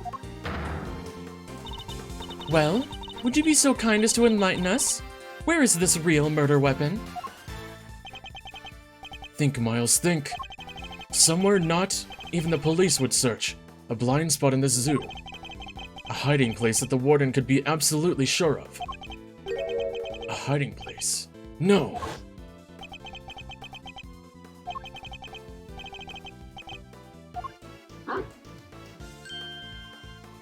Yeah. Did she use the same trick? That's ridiculous, isn't it? But the more I think about it, how many foolproof ways to evade detection could there be? Mr. Edgeworth, how long do you intend to keep us waiting? There's the faintest possibility I'm right, but if I'm wrong, we stand to lose everything. This is where the real murder weapon is hidden. Right in the yard. Right there. Here in the yard? Indeed. I don't believe I understand. Would you care to explain a little more? Where exactly is the real murder weapon hidden? Ah! The alligator! Take that! Of course. That's what it must have been. Huh? What's the matter, detective? It's the metal detector, sir. It's reacting to the alligator. The metal detector was reacting to something inside her after all. Your Honor, I'd like to remind you of this piece of evidence. The chisel? Didn't we just figure out that isn't the murder weapon? You might recall that Mr. Connors hid his chisel in his dog's mouth. Would you believe that the real murder weapon was hidden in much the same way? That's right! The murder weapon is hidden inside the alligator in that pond over there!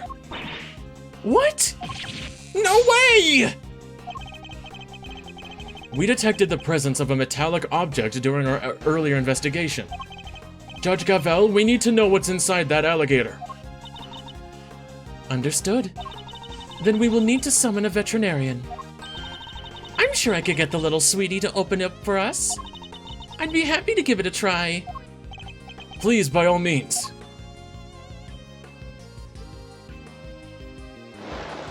Ah!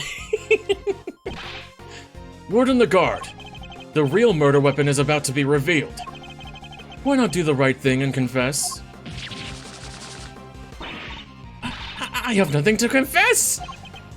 As you wish, then you can simply wait and watch as your lies are exposed. Sir, we got it! This has to be it! It's over, Fifi Lagarde. The real murder weapon was Body Harma Carnus's knife, making you the only person who could have killed Bronco Knight. I'm not the criminal here. This is all Connus doing. I did the right thing. Knight was a threat. He was Connus's lapdog. Curse that despicable man, Connus. Why did he have to come and ruin my perfect little home? We could have been happy forever if it wasn't for him. He ruined my paradise on Earth. He ruined everything. Curse him. Curse that pitiless butcher, that awful, terrible, despicable man.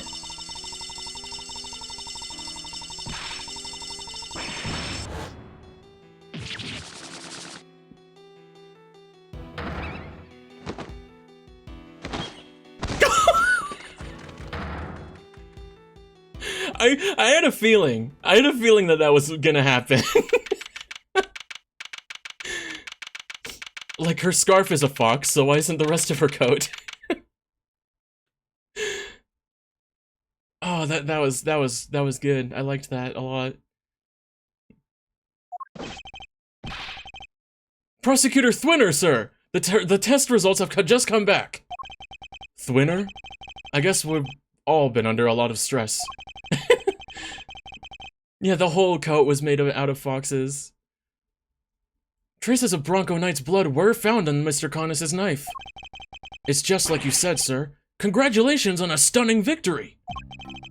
Why, thank you, officer. Excellent work. You can continue complimenting me if you like.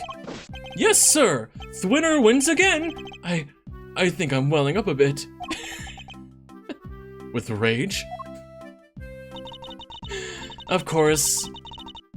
Just let Eustace take the credit. Just let him. Excellent work, Eustace. Just a few loose ends to tie up and we're done. Huh? What are you talking about?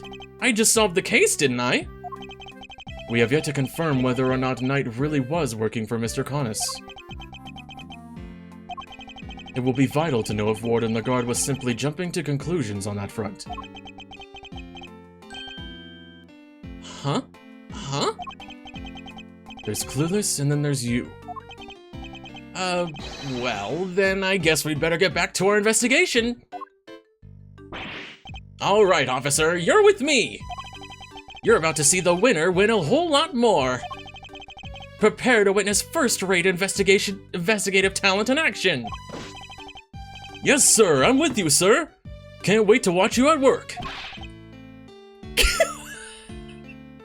It's winning time! I love him. He's adorable.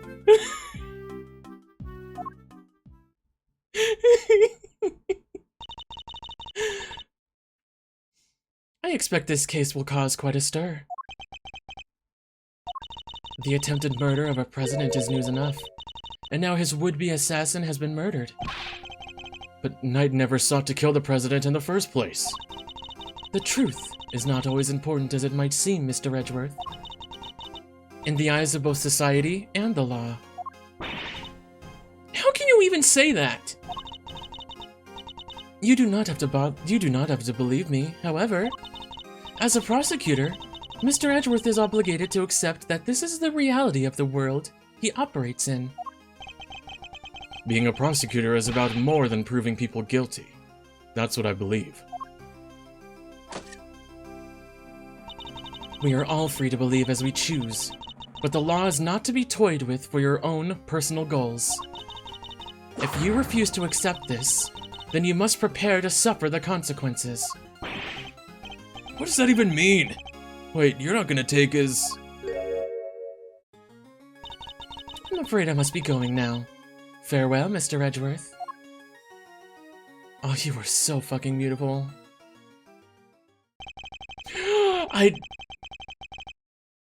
I saw something that I like about her. Judge Gavel is right. There must be only one set of laws for everyone. But if following the law means sacrificing the truth, can I really do that in good conscience? Hey, there you go. Simeon, you're out! Hi, Regina. Is everything alright? They did let you out, right? Yeah, but I'm so confused about what's going on. Some guy just came in and said I was free to go, and that I have Mr. Edgeworth to thank. You sure do! Mr. Edgeworth found out who the real killer is! Wow, really? You did that for me, Mr. Edgeworth? Oh no, stop staring at me like that! I'm innocent, I swear! Don't pull the rug out from under me now! Stop it, silly, it's true! He saved you, so say thanks already. Okay. Thank you, Mr. Edgeworth, thank you! And a great big Regina Berry thank you from me too! Mr. Saint talking directly to me? Small victories, I suppose. Can I just ask one question, Mr. Attorney? Sure. I'm not actually an attorney, though. I thought Bronco was my friend. No, my best friend. I trusted him, but now... Well, it's just... I never knew. I never would have believed that he could hate somebody enough to want to kill them. If he kept something like that from me, then he never really trusted me, did he? That's not true, Simeon. Of course he trusted you. No, he didn't. If he just told me, I could have stopped him. I could have told him that hate never helps. That he had to let go of all that stuff. Mr. Saint, I think you're forgetting something. I should show him the thing that proves Knight trusted him. The chess set. Take that! It's the chess set I brought for him. Knight had hidden a chisel inside. I imagine he meant to use it to escape. What? You mean he was using me? No, he believed in you. He knew he could count on you to bring it, and that you would never be so untrusting as to look inside. I imagine that by not telling you, he was hoping he could keep you from getting caught up in this mess. Oh. Bronco! Why didn't you tell me? At least you understand now, right, Simeon? I'm sure he does. He may not look it, but Simeon's no dummy. A good night's sleep and he'll be completely over this whole thing by tomorrow. I don't know about that. That's not as complimentary as you think it is. I'll try. I have to, for Bronco. I have to show him I can become the best animal trainer out there. That's the spirit.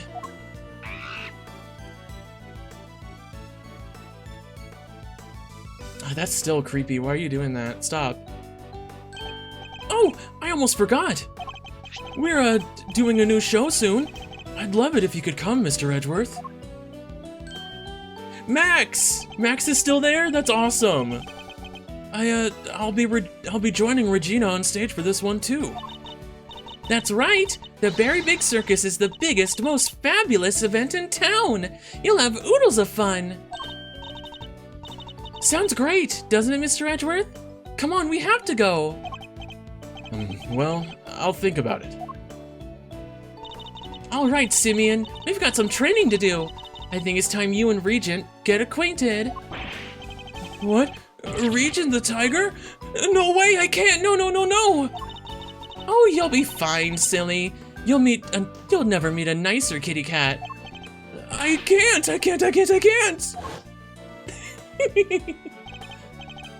Please, Regina, anything but that, please! Another satisfied customer.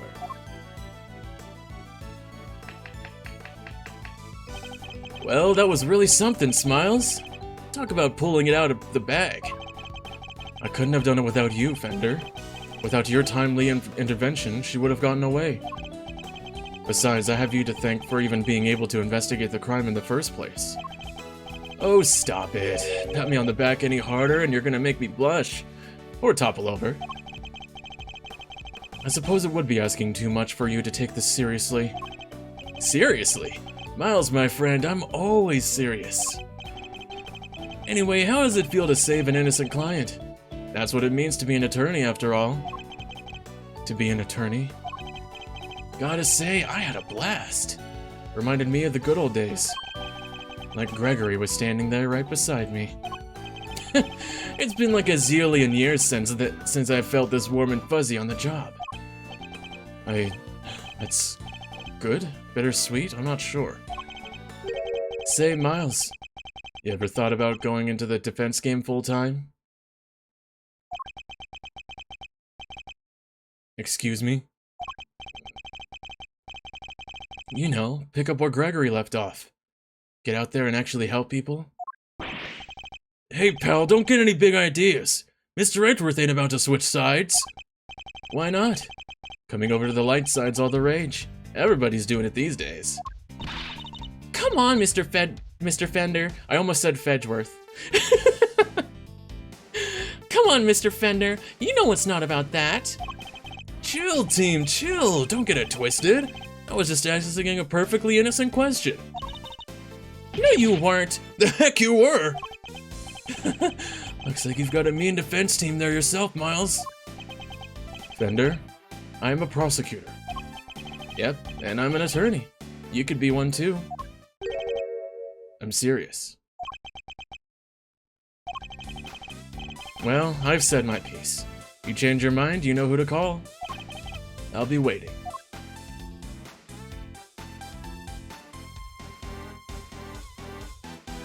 So that's gonna be his Edgeworth's inner struggle for this game, huh? Follow in my father's footsteps? Could I really do such a thing? Oh, man.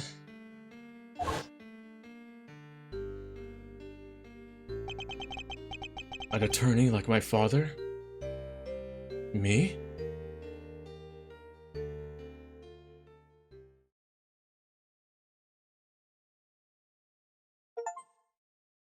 Oh, wow. Leaving it on that, huh?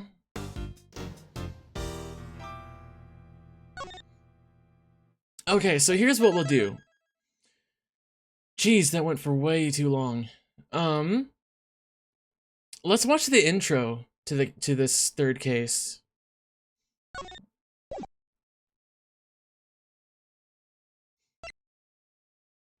And then I'll probably call it quits there for today. That took way longer than I thought it would. So let's just watch the intro.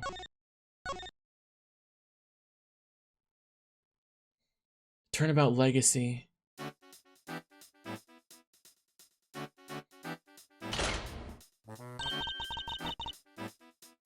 What shall we...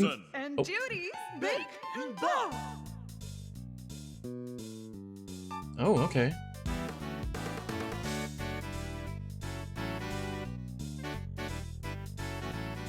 Oh, they're singing. She's pretty! She's pretty, she's pretty. I want to meet her.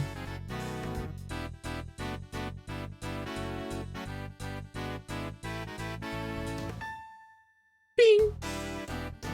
Oh, that's quite a pose.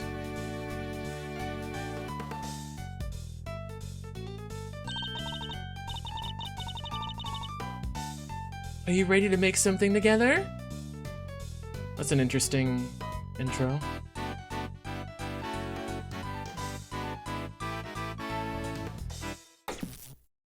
Oh.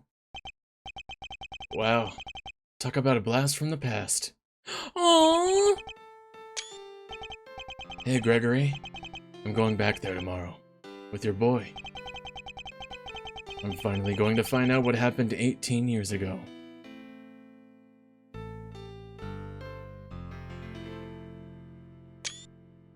Oh, that's so... Aww. Okay. That's it.